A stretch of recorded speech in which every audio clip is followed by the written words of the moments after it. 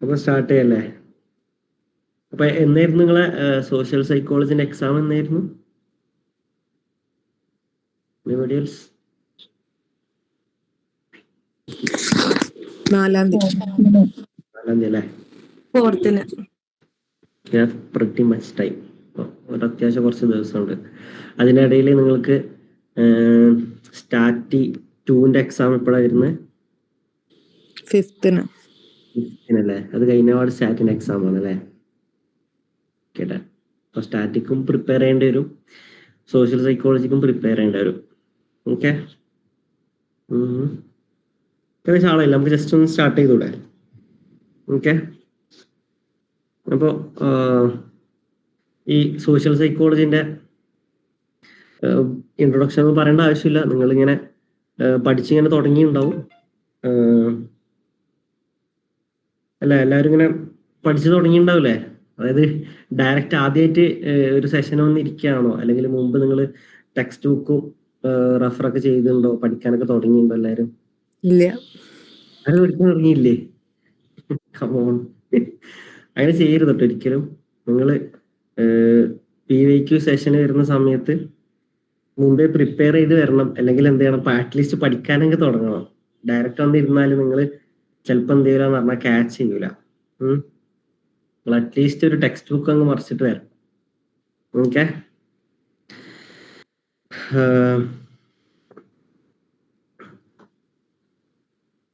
അപ്പൊ നിങ്ങളുടെ കയ്യിൽ ടെക്സ്റ്റ് ബുക്ക് ഒക്കെ ഉണ്ടാവും ഞാൻ വിശ്വസിക്കുകയാണ്. നിങ്ങൾ ആരും കഥ കേൾക്കുന്ന സിനിമ കാണുന്ന പോലെ വന്നിരിക്കരുത്. അറ്റ്ലീസ്റ്റ് ഇമ്പോർട്ടൻറ്റ് പാർട്ടുകൾ പേപ്പറിൽ നോട്ട് ചെയ്യുക. ടെക്സ്റ്റ് ബുക്കുള്ള ആൾക്കാർ ടെക്സ്റ്റ് ബുക്കിൽ അണ്ടർലൈൻ ചെയ്തൊക്കെ അല്ലെങ്കിൽ ടിക്ക് ചെയ്തൊക്കെ ചെയ്യാം.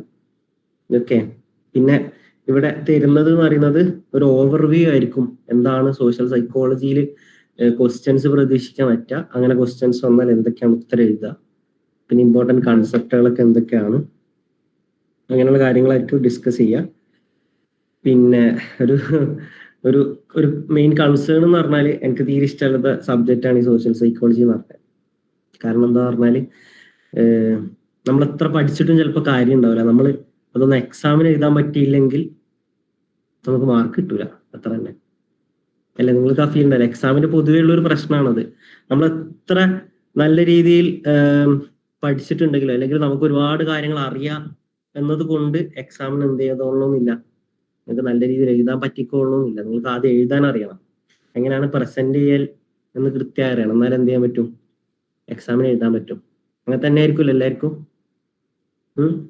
കടലോളം പഠിക്കാനുണ്ടാവും, എന്നിട്ട് അതിലൊരു ബക്കറ്റോളം എക്സാമിന് ചോദിക്കും, അല്ല ബക്കറ്റോളം പഠിക്കും, സ്പൂണോളം എക്സാമിന് ചോദിക്കും, മറ്റേ 1-2 തുള്ളിയായിട്ട് മാർക്ക് കിട്ടാന്ന് പണ്ടൊരു ചൊല്ലൊക്കെ പറയില്ലേ? അപ്പൊ നിങ്ങൾ കൃത്യമായി പ്രസന്റ് ചെയ്യാൻ പഠിക്കണമെങ്കിൽ, ഇപ്പോൾ നമ്മൾ പൊതുവെ എന്താണ് ഈ ഓപ്പണായി പഠിക്കുന്ന ആൾക്കാർക്ക് സ്റ്റുഡൻസിന് ഉണ്ടാകുന്ന മെയിൻ പ്രശ്നം എന്ന് പറയുന്നത്, ഇപ്പോൾ നിങ്ങളൊരു സെമിസ്റ്റർ എക്സാം എഴുതാൻ പോവുകയാണെങ്കിൽ ഒരു 6 month ഗ്യാപ്പ് ഉണ്ടാവും എക്സാമിന് മുമ്പ്, അല്ലെങ്കിൽ ഒരു 5 month ഗ്യാപ്പ് ഉണ്ടാവും അറ്റ്ലീസ്റ്റ്. പക്ഷെ ഒന്നിക്ക് നിങ്ങൾ എന്ത് ചെയ്യും, മുമ്പേ പഠിച്ചു തുടങ്ങുന്ന ആൾക്കാർ അല്ലെങ്കിൽ ക്ലാസ് കേൾക്കുന്ന ആൾക്കാരാണെങ്കിൽ പ്രശ്നമില്ല. അങ്ങനെ അല്ലാത്ത ആൾക്കാർ എന്ത് ചെയ്യും, എക്സാമിന് തലേ ദിവസമായിരിക്കും എന്ത് ചെയ്യുക, ബുക്ക് തുറന്നു നോക്കുക, അല്ലെങ്കിൽ 2-3 ദിവസം മുമ്പായിരിക്കും എന്ത് ചെയ്യുക, ബുക്ക് തുറന്നു നോക്കുക. ഇപ്പൊ ഇവിടെ ആരൊക്കെ എന്താണ് തീരെ പഠിക്കാതൊക്കെ എന്ത് ചെയ്തിട്ടുണ്ട്, വന്നിട്ടുണ്ട്.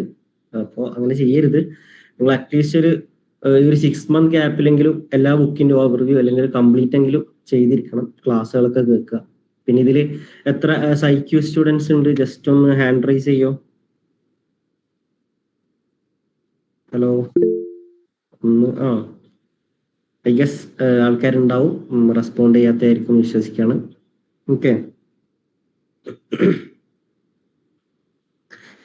പിന്നെ അതുപോലെ തന്നെ എന്താണ് ഇതില്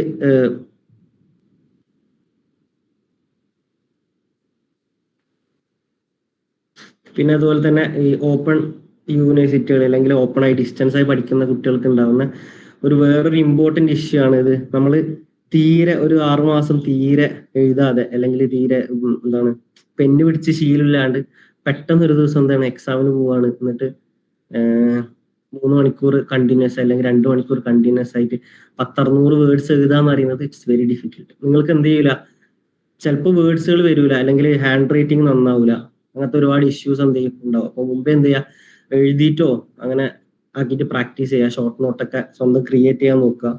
ഓക്കെ, അങ്ങനെയൊക്കെ ചെയ്താൽ എന്ത് എക്സാമിന് നല്ല രീതിയിൽ പെർഫോം ചെയ്യാൻ പറ്റും. നിങ്ങൾക്ക് ഒരുപാട് കാര്യം അറിയുണ്ടാവും, പക്ഷെ എക്സാമിന് ഹാളിൽ ഇരിക്കുന്ന സമയത്ത് ഒക്കെ ഒരു പുകയായിരിക്കും. എന്താ പറയാ, ഒരു എന്താണ് എന്തോ ഒരു പറയുന്നുണ്ട്, സൊള്ളുവാൻ വയ്യാന്നൊക്കെ പറയില്ലേ, സംഭവം എന്താ പറയുണ്ടാവും, പക്ഷെ എഴുത്തിലാണ്ട് വരൂല അത്. ഓക്കെ, അത് നിങ്ങൾ റൈറ്റിംഗ് പ്രാക്ടീസ് ചെയ്യാത്തതുകൊണ്ടുള്ള ഇഷ്യൂ ആണ്. അപ്പൊ അത് എങ്ങനെയാ മാനേജ് ചെയ്യേണ്ടതെന്ന് പറഞ്ഞാൽ നിങ്ങൾ എന്ത് ചെയ്യുക, പ്രാക്ടീസ് നോട്ട്സ് ഒക്കെ എഴുതുക. അറ്റ്ലീസ്റ്റ് നിങ്ങൾ പഠിക്കുന്ന സമയത്ത് ടെക്സ്റ്റ് ബുക്കിലെങ്കിൽ എന്ത് ചെയ്യുക, കുറിച്ച് വെക്കുക. പിന്നെ ഒരു ഇമ്പോർട്ടൻറ്റ് ഫാക്ടർ എന്ന് പറയുന്നത് മാർക്ക് കിട്ടാൻ നമ്മളെ ഹാൻഡ് റൈറ്റിംഗ് ആണ്. അപ്പോൾ നിങ്ങൾ നല്ല രീതിയിൽ എഴുതി പഠിക്കുക എന്നുള്ളതാണ്. അതിന് പ്രത്യേകിച്ചിട്ട് എന്താണ് മരുന്നോ അല്ല കോഴ്സൊക്കെ ഉണ്ടാകുന്നുണ്ട്, പക്ഷെ നമ്മൾ സ്വന്തം വിചാരിച്ചാൽ പറ്റുന്നുള്ളൂ. ഓക്കെ, ഹാൻഡ് റൈറ്റിംഗ് നന്നാവാൻ ഒരുപാട് ടാക്ടിക്സ് ഒക്കെ ഉണ്ട്. നിങ്ങൾക്ക് ആരൊക്കെയെങ്കിലും അറിയണമെങ്കിൽ പേഴ്സണലായി ചോദിക്കാം. ഓക്കെ, ഗ്രൂപ്പ് ചോദിച്ചാലും മതി. സിമ്പിളാണ് ഹാൻഡ് റൈറ്റിംഗ് നന്നാക്കാൻ. നമ്മൾ എല്ലാ അക്ഷരങ്ങളും പൂർത്തിയാക്കി എഴുതിയാൽ തന്നെ എന്ത് ചെയ്യും, നമ്മളെ ഹാൻഡ് റൈറ്റിംഗ് നന്നാവും. നമ്മളെ ക്വസ്റ്റ്യൻ പേപ്പർ അല്ലെ ആൻസർ പേപ്പർ ഈ എക്സാമിയർ നോക്കിക്കഴിഞ്ഞാൽ എന്ത് ചെയ്യണം, മാർക്ക് ഇടാൻ തോന്നണം. അത്രയും നീറ്റ് ആയിരിക്കണം, നല്ല ഹാൻഡ് റൈറ്റിംഗ് ആയിരിക്കണം. അറ്റ്ലീസ്റ്റ് നമ്മൾ എഴുതിയ കാര്യം നമ്മൾ പേപ്പറിൽ കൺവേ ചെയ്യാൻ ഉദ്ദേശിക്കുന്ന കാര്യം എന്തായിരിക്കണം, അറ്റ്ലീസ്റ്റ് ഈ എക്സാമിയർക്കെങ്കിലും തിരിയണം. വായിക്കാനൊക്കെ പറ്റണം, തിരിയണമെന്നില്ല, വായിക്കാൻ പറ്റണം. അതായത് ഈ കോഴി ചില്ലിയ പോലെ ഒന്നും എന്ത് ചെയ്യരുത്, ആരും എഴുതി വെക്കരുത്. നിങ്ങൾ എഴുതി പ്രാക്ടീസ് ചെയ്യുക. അത് പൊതുവെ ഡിസ്റ്റൻസ് ആയി പഠിക്കുന്ന ആൾക്കാർക്ക് ഉണ്ടാകുന്ന ഒരു ഫോൾട്ടാണ്. ഓക്കെ, അപ്പൊ നമ്മള് വിഷയത്തിലേക്ക് പോവാം. Previous year question paper discussion ആണ്. എല്ലാ ഇയറിലും ഒരു 5 എക്സാമിനൊക്കെ ചോദിച്ച ചോദ്യങ്ങൾ ജസ്റ്റ് ഒന്ന് അനലൈസ് ചെയ്യുക. എന്നിട്ട് അതിൻ്റെ ഒരു ഓവർവ്യൂ, എങ്ങനെയാണ് എക്സാം എഴുതേണ്ടത് എന്നൊക്കെ എന്ത് ചെയ്യുക, ഡിസ്കസ് ചെയ്യാം. ഓക്കെ, റെഡി അല്ലേ എല്ലാവരും? നോട്ട്സ് ഒക്കെ എടുത്ത് റെഡി ആയി ഉണ്ടാവുന്ന വിചാരിക്കുകയാണ്. ഓക്കെ, അപ്പോൾ ബേസിക്കലി ഞാൻ ചോദിക്കുകയാണ്, കഴിഞ്ഞ അപ്ലൈഡ് സോഷ്യൽ സൈക്കോളജിന്റെ ക്ലാസ്സിൽ ആരെല്ലാം ഉണ്ടായെന്ന് അറിയില്ല, ഞാൻ ഒന്നും കൂടി ചോദിക്കുകയാണ്, സോഷ്യൽ സൈക്കോളജിന്റെ ഫാദർ ആരാണ്? ആരാണ് സോഷ്യൽ സൈക്കോളജിന്റെ ഫാദർ? കഴിഞ്ഞ ക്ലാസ്സിൽ ഞാൻ കർട്ട് ലെവിൻ ആണ് സോഷ്യൽ സൈക്കോളജിന്റെ ഫാദർ. അപ്പോൾ സോഷ്യൽ സൈക്കോളജി ആണ് ഒരു തരത്തിൽ നോക്കിയാൽ സൈക്കോളജിന്റെ മെയിൻ ഫോക്കസ്, അല്ലെങ്കിൽ കൂടുതൽ കാര്യങ്ങൾ ഡിസ്കസ് ചെയ്യുന്നത് സോഷ്യൽ സൈക്കോളജിയിലാണ്. ഈ ഒരു BPCC 107 എന്നുള്ള പേപ്പറിൽ കൂടുതൽ ഡിസ്കസ് ചെയ്യുന്നത് തിയറീസ് ആണ്.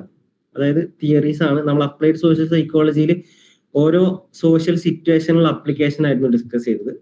അതേപോലെ തന്നെ അതിന് കുറച്ചും കൂടി ഒരു എസൻസ് എന്നൊക്കെ പറയുന്ന രീതിയിലുള്ള തിയറീസ് ആണ് എന്ത് ചെയ്യുന്നത്, സോഷ്യൽ സൈക്കോളജിയിൽ ഡിസ്കസ് ചെയ്യുന്നത് മൊത്തത്തിൽ. ഓക്കെ, അപ്പോ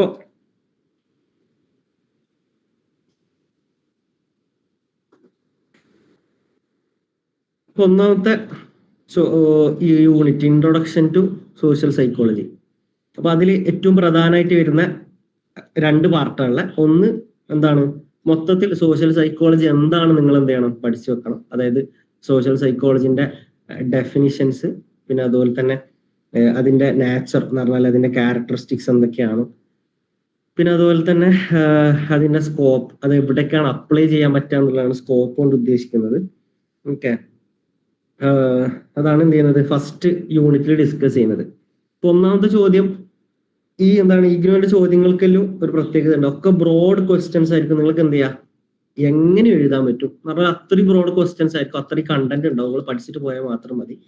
പിന്നെ ഈ ഒരു സെമിസ്റ്ററിന്റെ ക്വസ്റ്റ്യൻ പേപ്പറുകൾ നോക്കിയപ്പോൾ ചില ഉള്ളിൽ നിന്നുള്ള ചോദ്യങ്ങളൊക്കെ ചോദിക്കുന്നുണ്ട്. അപ്പൊ നിങ്ങൾ എന്ത് ചെയ്യണം, കുറച്ചും കൂടി ഡീറ്റെയിൽ ആയിട്ട് എന്ത് ചെയ്യണം, ഓരോ കാര്യങ്ങൾ പഠിച്ചിട്ട് പോകണം. ഓക്കെ, അപ്പോൾ ഈ ഒരു ഫസ്റ്റ് ക്വസ്റ്റ്യന് എങ്ങനെ എഴുതാണെന്ന് വെച്ചാൽ, ആദ്യം നിങ്ങൾ ഡെഫിനിഷൻ എന്താണ് സോഷ്യൽ സൈക്കോളജി. സോഷ്യൽ സൈക്കോളജി എന്ന് പറഞ്ഞാൽ ഒരു സോഷ്യൽ കോണ്ടെക്സ്റ്റിൽ ഒരു ഇൻഡിവിജ്വൽ എങ്ങനെയാണ് ബിഹേവ് ചെയ്യല്, അതേപോലെ തന്നെ ആ ഇൻഡിവിജ്വൽ മറ്റുള്ള ആൾക്കാർ എങ്ങനെയാണ് ആ ഇൻഡിവിജ്വലിനെ വീക്ഷിക്കുക എന്നുള്ളത് മനസ്സിലാക്കൽ. അങ്ങനത്തെ കുറച്ച് കാര്യങ്ങളാണ് സോഷ്യൽ സൈക്കോളജി മൊത്തത്തിൽ എന്ത് ചെയ്യുന്നത് പറയുന്നത്. അതായത് ഒരു സോഷ്യൽ കോണ്ടെക്സ്റ്റിൽ ഒരു ഇൻഡിവിജ്വലിന്റെ ബിഹേവിയർ, അതാണ് എന്ത് ചെയ്യുന്നത് മൊത്തത്തിൽ ഡിസ്കസ് ചെയ്യുന്നത്. അപ്പൊ അതിനെക്കുറിച്ച് എന്ത് ചെയ്യാം, കുറച്ച് കാര്യങ്ങളൊക്കെ എഴുതാം. പിന്നെ ഇതിന്റെ പ്രധാനപ്പെട്ട ഡെഫിനിഷൻ, 2 ഡെഫിനിഷൻ ആണ് പൊതുവെ പറയാറ്. ഒന്നാമത്തത് ഗോർഡൻ ആൽപോർട്ടിന്റെ ഒരു ഡെഫിനിഷൻ ആണ്. പിന്നെ കുറച്ചും കൂടി സിമ്പിൾ ആയിട്ടുള്ള ഡെഫിനിഷൻ ആണ് കാസ്റ്റൻ മാർക്കസിന്റെ കുറച്ചും കൂടി സിമ്പിൾ ആണ് എന്ന് പറഞ്ഞാല് എന്താണ് scientific study of how we feel about think about and behave towards the people around us and how are feeling. അങ്ങനെ എന്താണ് ഒരു സോഷ്യൽ കോണ്ടെക്സ്റ്റിൽ എങ്ങനെയാണ് നമ്മൾ ഫീൽ ചെയ്യുന്നത്, നമ്മൾ എങ്ങനെയാണ് ചിന്തിക്കുന്നത്, അങ്ങനെ ഒരു റിലേറ്റഡ് ആയിട്ടുള്ള ഒരു ഡെഫിനിഷനാണ്. അതേപോലെ തന്നെ വേണമെങ്കിൽ നിങ്ങൾക്ക് എന്ത് ചെയ്യാം, കുറച്ചും കൂടി അപ്ലിക്കേഷൻ ലെവൽ അല്ലെങ്കിൽ കുറച്ചും കൂടി ഫേമസ് ആയിട്ടുള്ള ഡെഫിനിഷൻ എന്ന് പറയുന്നത് ഗോർഡൻ ആൽപോർട്ടിന്റെ ഡെഫിനിഷൻ ആണ്. എന്ന് പറഞ്ഞാൽ അതിൽ ഏറ്റവും അവസാനത്തെ വരികയാണ് ഏറ്റവും important part. Explain how the thought feelings behaviour of individual are influenced by the actual imagined or implied presence of others. മറ്റൊരാളുടെ പ്രസൻസിൽ ഒരു ഇൻഡിവിജ്വലിന്റെ ബിഹേവിയർ എങ്ങനെയായിരിക്കും, ഒരു സോഷ്യൽ കോണ്ടെക്സ്റ്റിൽ ഒരു കൂട്ടുകാരനൊപ്പം ഉണ്ടാവുമ്പോൾ എങ്ങനെയാണ് ഒരാളുടെ ബിഹേവിയർ ഉണ്ടാവുന്നത് എന്നുള്ളതാണ് എന്ത് ചെയ്യുന്നത് ഗോർഡൻ ആൽപോർട്ടിന്റെ ഡെഫിനിഷൻ ഡിസ്കസ് ചെയ്യുന്നത്. പിന്നെന്താ നാച്ചറിനെ കുറിച്ച് എന്താണ് ക്യാരക്ടറിസ്റ്റിക്സ് പറയാണ്. 3 ക്യാരക്ടറിസ്റ്റിക്സ് ആണ് പറയേണ്ടത്. ഒന്ന് സോഷ്യൽ സൈക്കോളജി ഒരു സയന്റിഫിക് മെത്തേഡാണ് എന്ത് ചെയ്യുന്നത് തിയറീസ് ഉണ്ടാക്കാനാണെങ്കിലും എക്സ്പെരിമെന്റ് നടത്താനാണെങ്കിലും ഉപയോഗിക്കുന്നത്. അതേപോലെ തന്നെ ബാക്കി 2 കാര്യം എന്ന് പറയുന്നത് ഒന്ന് ഇൻഡിവിജ്വൽ സെൽഫിലേക്ക് നോക്കിയിട്ടാണ്, മറ്റൊന്ന് ഒരു ഇൻഡിവിജ്വലിന്റെ ബിഹേവിയറിനെ ഒരു സോഷ്യൽ കോണ്ടെക്സ്റ്റിൽ അനലൈസ് ചെയ്യുന്നതാണ് ഈ 3 ഒരു ക്യാരക്ടറിസ്റ്റിക്സ് എന്ന് പറയുന്നത്. പിന്നെ സ്കോപ്പ് ഓഫ് സോഷ്യൽ സൈക്കോളജി, എവിടേക്കാണ് സോഷ്യൽ സൈക്കോളജി അപ്ലൈ ചെയ്യുക, നിങ്ങൾക്ക് എന്ത് ചെയ്യാം അപ്ലൈഡ് സോഷ്യൽ സൈക്കോളജിയിൽ എഴുതിയ എല്ലാ കാര്യങ്ങളും എന്ത് ചെയ്യാൻ പറ്റും സോഷ്യൽ സൈക്കോളജി എന്നുള്ള ആ ഒരു സ്കോപ്പിൽ എന്ത് ചെയ്യാൻ പറ്റും എഴുതാൻ പറ്റും. പിന്നെ ചില ചോദ്യങ്ങൾ ഇങ്ങനെ ഉണ്ടാവും, write a short note on, എന്നിട്ട് 2 ചോദ്യം ഉണ്ടാവും. അപ്പൊ അതിൽ നിങ്ങൾ ശ്രദ്ധിക്കേണ്ടത് എന്ന് പറഞ്ഞാൽ സംഭവം 2 ചോദ്യത്തിനും നിങ്ങൾക്ക് കൃത്യമായ ഉത്തരം അറിയാം. ഒന്ന് നല്ല വൃത്തിക്ക് അറിയാം, രണ്ടാമത്തെ ചോദ്യത്തിന് തീരെ അറിയില്ലെങ്കിൽ ഒരിക്കലും അങ്ങനത്തെ ചോദ്യങ്ങൾ എഴുതാൻ നിൽക്കരുത്. നിങ്ങൾക്ക് 100% അറിയുന്ന ചോദ്യങ്ങൾ മാത്രം എന്ത് ചെയ്യാം പ്ലാൻ ചെയ്യുക, എഴുതാം.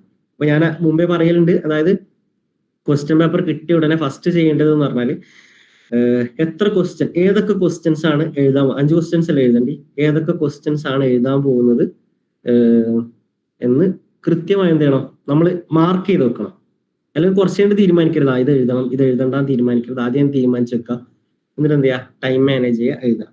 പിന്നെ ഈ ഒരു ഫസ്റ്റ് യൂണിറ്റിൽ പിന്നെ വരുന്ന ഒരു ഇമ്പോർട്ടന്റ് പാർട്ട് എന്ന് പറയുന്നത് ഒരു ഹിസ്റ്ററിക്കൽ ഡെവലപ്മെന്റ് ആണ്. 3 ഫേസിലാണ് ഡെവലപ്മെന്റ് ഉണ്ടായത്. ഒന്ന് ഒരു ഏർലി പീരീഡ്, അതായത് സൈക്കോളജിന്റെ ഒരു തുടക്കത്തിൽ ഒരു 1800 ആ ഒരു സെഞ്ചുറി 19th സെഞ്ചുറിന്റെ സമയത്ത്, അതായത്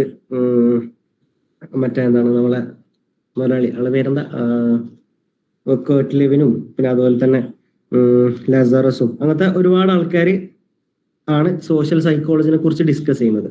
പിന്നെ എന്ത് ചെയ്തു, അതിന്റെ അതേ സമയത്ത് തന്നെയാണ് വാട്സൺ, പിന്നെ അതുപോലെ തന്നെ സ്കിന്നർ, പാവ്ലോവ്, ആ ഒരു ഏരിയ വരുന്ന കാര്യങ്ങളൊക്കെ ഡിസ്കസ് ചെയ്ത അന്നേരം ഫോം ചെയ്ത തിയറീസ് ഒക്കെ സോഷ്യൽ സൈക്കോളജി റിലേറ്റഡ് ആയിട്ടുള്ള തിയറീസ് ആണ്. പിന്നെ എന്താണ് ഒരു സോഷ്യൽ സൈക്കോളജി എന്നുള്ളത് എന്താണ് ഒരു ഡിസിപ്ലിനെ മാറിയത്, അല്ലെങ്കിൽ കൂടുതലും ഫോക്കസ്ഡ് റിസർച്ചായി മാറിയത്. പിന്നെ അതുപോലെ തന്നെ ഒരു എക്സ്പെരിമെന്റൽ മെത്തേഡ് അല്ലെങ്കിൽ ഒരു ലാബിലൊക്കെ നിന്ന് എക്സ്പെരിമെന്റേഷൻ ചെയ്യാൻ തുടങ്ങുന്നത് ഒരു എന്താ പറയാ നമ്മളെ സൈക്കോളജിന്റെ ഒരു 19th സെഞ്ചുറി ആ ഒരു സമയത്താണ്. ഒരു 1950s എന്ത് ചെയ്യുന്നത്. അതിന്റെ പ്രധാനപ്പെട്ട ആൾക്കാർ എന്ന് പറയുന്നത് ഒന്ന് കേർട്ട് ലെവിൻ തന്നെയാണ്. അദ്ദേഹമാണ് എന്ത് ചെയ്യുന്നത് ഇതൊരു ഡിസിപ്ലിൻ ആക്കി മാറ്റുന്നത്. പിന്നെ അതിനോട് പ്രധാനപ്പെട്ട ഒരു പേരാണ് ലിയോൺ ഫെസിംഗർ എന്ന് പറയുന്നത്. ഓക്കെ, അത് നിങ്ങൾ എന്ത് ചെയ്യാൻ മനസ്സിലാക്കാം. പിന്നെ ഇതിനെന്ത് ചെയ്തു, ഇതിന്റെ എക്സ്പാൻഷൻ അത്ര ഇമ്പോർട്ടന്റ് അല്ല, എന്നാലും ഒരുപാട് തിയറീസ് ലൈക്ക് എന്താണ് ഗ്രൂപ്പ്, പിന്നെ അതുപോലെ തന്നെ ഡിസിഷൻ മേക്കിംഗ്, അതുപോലെ തന്നെ ലീഡർഷിപ്പ്, അങ്ങനെ റിലേറ്റഡ് ആയിട്ടുള്ള ഒരുപാട് തിയറീസ് ഒക്കെ പിന്നെ അതിന് ശേഷമാണ് എന്ത് ചെയ്യുന്നത് ഫോം ചെയ്യുന്നത്. പിന്നെ അതുപോലെ തന്നെ ഇതിൽ വരാൻ സാധ്യതയുള്ള, ഇതുവരെ ചോദിച്ചിട്ടൊന്നും കണ്ടിട്ടില്ല ഉള്ളൊരു ചോദ്യമാണ് സോഷ്യൽ സൈക്കോളജി ഇൻ ഇന്ത്യയിൽ സോഷ്യൽ സൈക്കോളജി എങ്ങനെയാണ് എത്തിയത്. അതിൽ പ്രധാനപ്പെട്ട ഒരു ഓർമ്മിച്ചേക്കേണ്ട പേര് എന്താണ് സെൻഗുപ്തനാണ്, നരേന്ദ്ര സെൻഗുപ്ത. അയാളാണ് എന്ത് ചെയ്യുന്നത് കൽക്കട്ട യൂണിവേഴ്സിറ്റിയിൽ സോഷ്യൽ സൈക്കോളജിന്റെ അസോസിയേഷൻ ഒക്കെ തുടങ്ങി, ബുക്കൊക്കെ പബ്ലിഷ് ചെയ്ത്, അങ്ങനെയൊക്കെ ചില കോൺട്രിബ്യൂഷൻസ് ഒക്കെ അവിടെ നിന്നാണ് എന്ത് ചെയ്യുന്നത് ഇന്ത്യയിൽ സോഷ്യൽ സൈക്കോളജി തുടങ്ങുന്നത്. ഹിസ്റ്ററിക്കൽ ഡെവലപ്മെന്റിലും ആണെങ്കിൽ എന്ത് ചെയ്യാം അതും ഉൾപ്പെടുത്താം. ഓക്കെ, ഇത്രയൊക്കെയാണ് എന്ത് ചെയ്യുന്നത് ഫസ്റ്റ് യൂണിറ്റിൽ ഡിസ്കസ് ചെയ്യുന്നത്. ക്ലിയർ അല്ലേ? ഇനി അടുത്ത second unit theories of social psychology. ഇതിൽ ഒറ്റ ചോദ്യം ചോദിക്കും, തിയറീസ് അല്ലെങ്കിൽ അപ്രോച്ചസ്. ഈ 2 ചോദ്യം വന്നാലും നിങ്ങൾ എന്ത് ചെയ്യുക എല്ലാവർക്കും ഫെമിലിയർ ആയ ചോദ്യങ്ങളാണെന്ത്, അല്ലെങ്കിൽ അറിയുന്ന തിയറീസ് ആണ് സോഷ്യൽ സൈക്കോളജിയിലുള്ള തിയറീസ്. നമ്മൾക്കറിയുന്ന ക്ലാസിക്കൽ കണ്ടീഷന്, ലേണിംഗ് തിയറീസ്, ഒബ്സർവേഷൻ ലേണിംഗ്, പിന്നെ ഇൻസൈറ്റ് ലേണിംഗ്, അങ്ങനത്തെ ഒരുപാട് ലേണിംഗ് തിയറീസ്. അതാണ് എന്ത് പ്രധാനപ്പെട്ട സോഷ്യൽ സൈക്കോളജിന്റെ തിയറീസ് എന്ന് പറയുന്നത്. അപ്പോൾ സോഷ്യൽ സൈക്കോളജിന്റെ തിയററ്റിക്കൽ അപ്രോച്ച് അല്ലെങ്കിൽ മേജർ തിയറീസ് ഏതൊക്കെയാണെന്നുള്ള ക്വസ്റ്റ്യൻ വന്നാൽ നിങ്ങൾ അതിന്റെ ഒരു ഉത്തരം എഴുതേണ്ട ഒരു സ്ട്രക്ചർ എന്ന് പറഞ്ഞാൽ 2 രീതിയിലാണ് എന്ത് തിയറീസ് ഉള്ളത്. ഒന്ന് എന്താണ് ലേണിംഗ് തിയറീസും, ഒന്ന് കോഗ്നിറ്റീവ് തിയറീസ് ആണ്. ഈ ലേണിംഗ് തിയറീസിൽ ഉൾപ്പെടുന്ന കാര്യങ്ങളാണ് എന്ത് മറ്റേ എന്താണ് ഈ പാവ്ലോവിന്റെ ഡോഗ് ആയിട്ടുള്ള എക്സ്പെരിമെന്റ്, ക്ലാസിക്കൽ കണ്ടീഷനിങ്, പിന്നെ അതുപോലെ തന്നെ എന്താണ് ഒബ്സർവേഷൻ ലേണിംഗ്, ബന്ദൂറിന്റെ അതിൽ ബോബോഡോൾ എക്സ്പെരിമെന്റ് ഒക്കെ നിങ്ങൾക്ക് എഴുതാൻ പറ്റും. പിന്നെ അതുപോലെ തന്നെ ഒരു ഇതും കൂടി ഉണ്ടല്ലോ, BF സ്കിന്നറിന്റെ എന്താണ് റീഇൻഫോഴ്സ്മെന്റ് ഓപ്പറന്റ് കണ്ടീഷനിങ്, അങ്ങനെ ഒരു കണ്ടീഷനിങ് കൂടി ഇല്ലേ? അതെന്താണ് ഒരു പ്രധാനപ്പെട്ട എന്താണ് ഒരു ലേണിംഗ് തിയറീസ് ആണ്. ഇതൊക്കെയാണ് എന്താണ് കാര്യമായിട്ടുള്ള ലേണിംഗ് തിയറീസ്. പിന്നെ എന്താ സോഷ്യൽ എക്സ്ചേഞ്ച് തിയറി അതിൽ വരുന്നതെന്ന് തോന്നുന്നു. അപ്പൊ ഇതാണ് ലേണിംഗ്. യെസ്, ആരെന്തെങ്കിലും ചോദിച്ചോ? ഓക്കെ, ഇതൊക്കെയാണ് എന്ത് ചെയ്യുന്നത് ലേണിംഗ് തിയറീസ് ആയിട്ട് വരുന്നത്. പിന്നെ കോഗ്നിറ്റീവ് തിയറീസ് ആണ് വരുന്നത്. കോഗ്നിറ്റീവ് തിയറീസിൽ എന്താണ് നിങ്ങൾക്ക് ഒന്നും എഴുതാൻ കിട്ടിയില്ലെങ്കിൽ ജസ്റ്റാൾട്ടിന്റെ പ്രിൻസിപ്പിൾസും തിയറീസ് ഒക്കെ എന്ത് എഴുതിയെടുക്കാം. ജസ്റ്റാൾട്ട് സ്കൂൾ അല്ലെങ്കിൽ ജസ്റ്റാൾട്ടിന്റെ തിയറീസ് ഒക്കെ എന്താണ് ഒരു ടൈപ്പ് ഓഫ് കോഗ്നിറ്റീവ് തിയറീസിൽ വരുന്നതാണ്. പിന്നെ അതിൽ പ്രധാനമായിട്ട് വരുന്ന കുറച്ച് കാര്യങ്ങളാണെന്ത് സ്കീമ, പിന്നെന്താ ആട്രിബ്യൂഷൻ, അങ്ങനെ റിലേറ്റഡ് ആയിട്ടുള്ള കുറച്ച് കാര്യങ്ങൾ, കോഗ്നിറ്റീവ് ഡിസ്റ്റോഷൻസ്, ഹ്യൂറിസ്റ്റിക്സ്, അതൊക്കെ എന്താണ് ഈ ഒരു എന്താണ് കോഗ്നിറ്റീവ് ലേണിംഗ് അല്ലെങ്കിൽ കോഗ്നിറ്റീവ് തിയറീസിൽ വരുന്ന കാര്യങ്ങളാണ്. ഓക്കെ, ഇതൊക്കെയാണ് എന്ത് ചെയ്യുന്നത് മേജർ തിയറീസിനെ കുറിച്ച് ചോദിച്ചാൽ എഴുതേണ്ടത്. ഞാൻ പറയുന്നത് നിങ്ങൾക്ക് ഒന്നും എഴുതാൻ കിട്ടിയില്ലെങ്കിൽ അറ്റ്ലീസ്റ്റ് എന്താണ് 2 ടൈപ്പ് ഓഫ് തിയറീസ് ഉണ്ടെന്ന് എഴുതാം. അറ്റ്ലീസ്റ്റ് പേര് എഴുതി വെക്കുക. ഒന്നും കിട്ടിയില്ലെങ്കിൽ അതിന്റെ എക്സ്പെരിമെന്റുകൾ എഴുതി വെക്കുക. ക്ലാസിക്കൽ കണ്ടീഷനിങ്ങിൽ പാവ്ലോവിന്റെ ഡോഗ് വെച്ചുള്ള എക്സ്പെരിമെന്റ് എഴുതാം. നിങ്ങൾക്ക് അറിയണ്ടാവില്ല, അതായത് അൺകണ്ടീഷൻഡ് സ്റ്റിമുലസും ന്യൂട്രൽ സ്റ്റിമുലസും പെയർ ചെയ്തിട്ട് കണ്ടീഷൻഡ് സ്റ്റിമുലസ് ഉണ്ടാക്കുക എന്നുള്ളതാണ്. അതിന് കുറച്ചും കൂടി ഒരു എക്സാമ്പിൾ ബേസ് ചെയ്ത് പറയുകയാണെങ്കിൽ ഈ ഡോഗിന് ബേസിക്കലി കൊടുക്കുന്ന ഫുഡും പിന്നെ വിസിലും പെയർ ചെയ്തിട്ട് എന്ത് ചെയ്യുക, സാലിവേറ്റ് ചെയ്യിപ്പിക്കുക. അപ്പോൾ എന്താണ് അത് കുറച്ച് കഴിഞ്ഞാൽ കണ്ടീഷൻ ആവുമ്പോൾ എന്ത് ചെയ്യും, ഈ ഒരു ന്യൂട്രൽ സ്റ്റിമുലസ് ആയ അല്ലെങ്കിൽ കണ്ടീഷൻഡ് സ്റ്റിമുലസ് ആയി മാറിയ ഈ വിസിൽ കേൾക്കുമ്പോൾ തന്നെ എന്ത് ചെയ്യും, അത് ഒരു കണ്ടീഷൻഡ് റെസ്പോൺസ് കാണിക്കാൻ തുടങ്ങും, ഈ സാലിവേറ്റ് ചെയ്യാന്നുള്ള ഒരു പ്രോസസ്. ഓക്കെ, ക്ലിയർ അല്ല? അതുപോലെ തന്നെ ഒപ്പറന്റ് കണ്ടീഷനിങ്, റീഇൻഫോഴ്സ്മെന്റ്, പണിഷ്മെന്റ് തുടങ്ങിയ കാര്യങ്ങളൊക്കെ ഉണ്ട്. ഓക്കെ, അത് ഞാൻ എന്ത് ചെയ്യുന്നില്ല എന്നിട്ട് പറയുന്നില്ല. പിന്നെ എന്താണ് അതിൽ നിന്ന് ഒരുപാട് തിയറീസ് ഉണ്ട്. നിങ്ങൾ മേജർ തിയറീസ് എന്ത് ചെയ്താൽ ഉൾപ്പെടുത്തിയാൽ മതി. ഒന്നും എഴുതാൻ കിട്ടിയില്ലെങ്കിൽ മാക്സിമം അറ്റ്ലീസ്റ്റ് എക്സ്പെരിമെന്റുകളൊക്കെ എഴുതിയിട്ട് എന്ത് ചെയ്യണം, പേജ് നോക്കണം എന്നുള്ളതാണ്. ഓക്കെ, പിന്നെ അടുത്ത ഒരു യൂണിറ്റ് എന്താണ് self and it's process. 2 chapter ഉണ്ട് സെൽഫിനെ കുറിച്ചിട്ടുള്ള. അപ്പൊ സെൽഫിൽ കുറച്ചും കൂടി ട്രിക്കി ക്വസ്റ്റ്യൻസ് ആണ്. എന്താണ് ക്വസ്റ്റ്യൻസ് വളരെ ഷോർട്ട് ആയിരിക്കും, പക്ഷെ എഴുതാൻ എന്ത് ചെയ്യും ഒരുപാടുണ്ടാവും. ചിലപ്പോൾ എന്താണ് സെൽഫ് എസ്റ്റീമിനെ കുറിച്ചൊക്കെ എഴുതാൻ പറഞ്ഞാൽ നിങ്ങൾ എന്ത് എഴുതും? സെൽഫ് എസ്റ്റീമിനെ കുറിച്ച് ടെക്സ്റ്റ് ബുക്കിൽ വളരെ കുറച്ചേ പറയുന്നുള്ളൂ.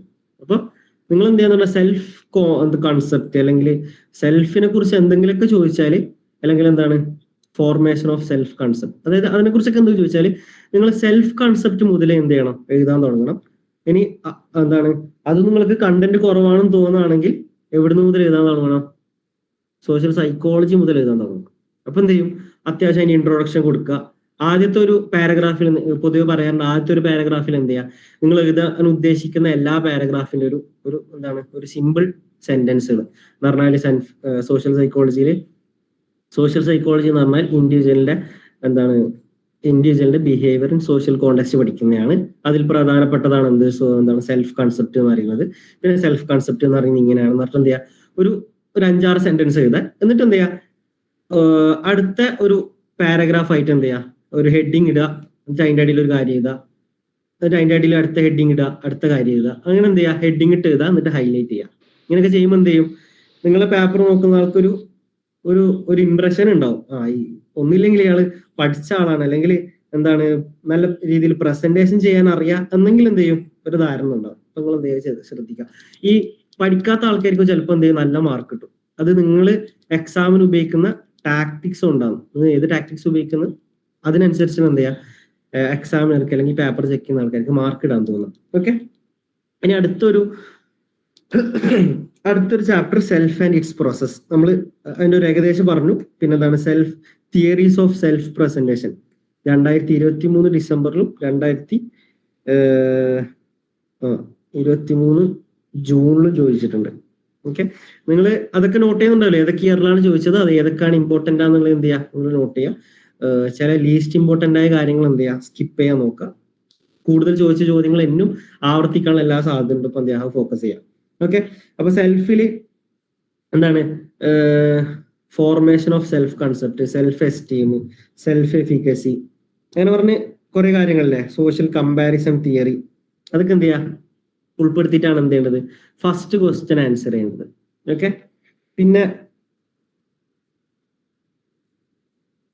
അതിൽ ഒരു സബ് ക്വസ്റ്റ്യൻ എന്താണ്, തിയറീസ് ഓഫ് സെൽഫ് പ്രസന്റേഷൻ. ഒരു 3 തിയറീസ് പറയുന്നുണ്ട്. ഏതൊക്കെയാണ്? അതായത് സിംബോളിക് ഇന്ററാക്ഷനിസം, പിന്നെ ഗോഫ്മാന്റെ സെൽഫ് പ്രസന്റേഷൻ, പിന്നെ സിറ്റുവേറ്റഡ് ഐഡന്റിറ്റീസ് തിയറീസ്, അലക്സാണ്ടർ. അപ്പോൾ എന്താണ്, അതാണ് സെൽഫ് പ്രസന്റേഷൻ തിയറീസ്. പിന്നെ എന്താണ് ഫോർമേഷൻ ഓഫ് സെൽഫ് കൺസെപ്റ്റ്, അതിലാണ് എന്ത് വരുന്നത്, എന്താണ് സെൽഫ് എസ്റ്റീം, സെൽഫ് എഫിക്കസി, പിന്നെന്താണ് സോഷ്യൽ കമ്പാരിസൺ. ഓക്കെ, അങ്ങനെ കുറച്ച് കാര്യങ്ങൾ അതെന്ത് ചെയ്യാം, ഇമ്പോർട്ടൻ്റ് ആയി നോട്ട് ചെയ്യാം.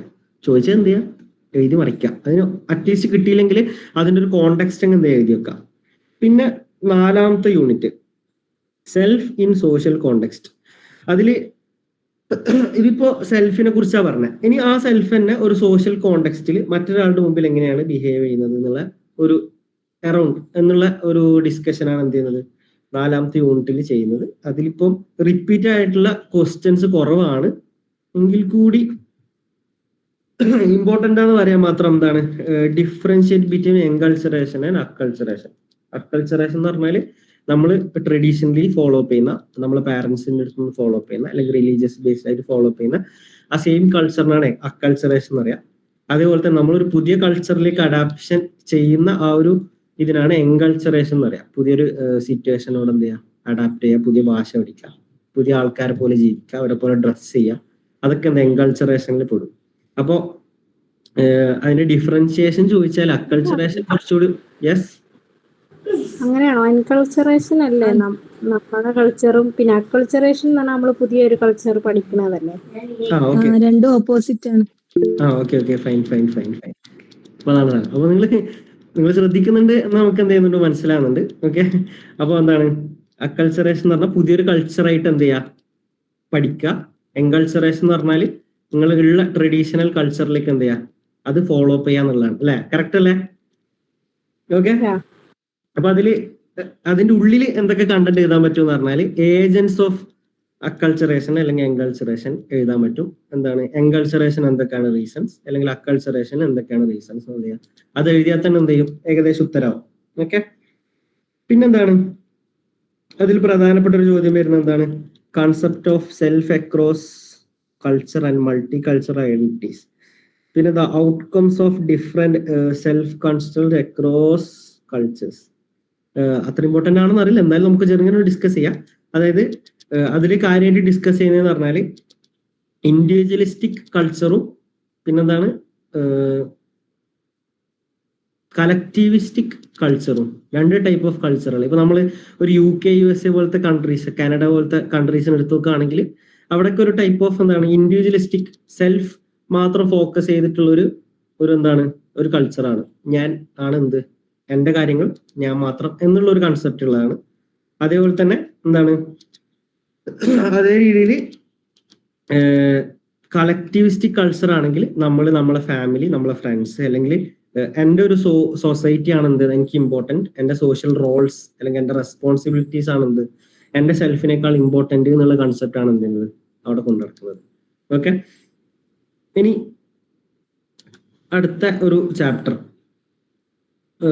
ഐ തിങ്ക് നിങ്ങൾക്ക് എന്ത് ചെയ്യാൻ പറ്റും, ഈ സെൽഫ് ഇൻ സോഷ്യൽ കോണ്ടെക്സ്റ്റ് എന്നുള്ള ചോദ്യങ്ങൾ വന്നാൽ ചിലപ്പോൾ എന്ത് ചെയ്യാം, സ്കിപ്പ് ചെയ്യാം. കാരണം എന്താ പറഞ്ഞാൽ കുറച്ചുകൂടി സിമ്പിൾ ആയിട്ടുള്ള ചോദ്യങ്ങൾ വരും ചാപ്റ്ററിലൊക്കെ ചോദിക്കുന്നുണ്ട്, ഒരുപാട് റിപ്പീറ്റഡ് ക്വസ്റ്റ്യൻസും ഉണ്ട്.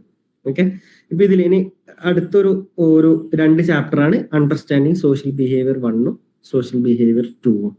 അപ്പോൾ സോഷ്യൽ ബിഹേവിയർ 1ൽ ഡിസ്കസ് ചെയ്യുന്നതെന്ന് പറഞ്ഞാൽ സ്കീമ, അങ്ങനത്തെ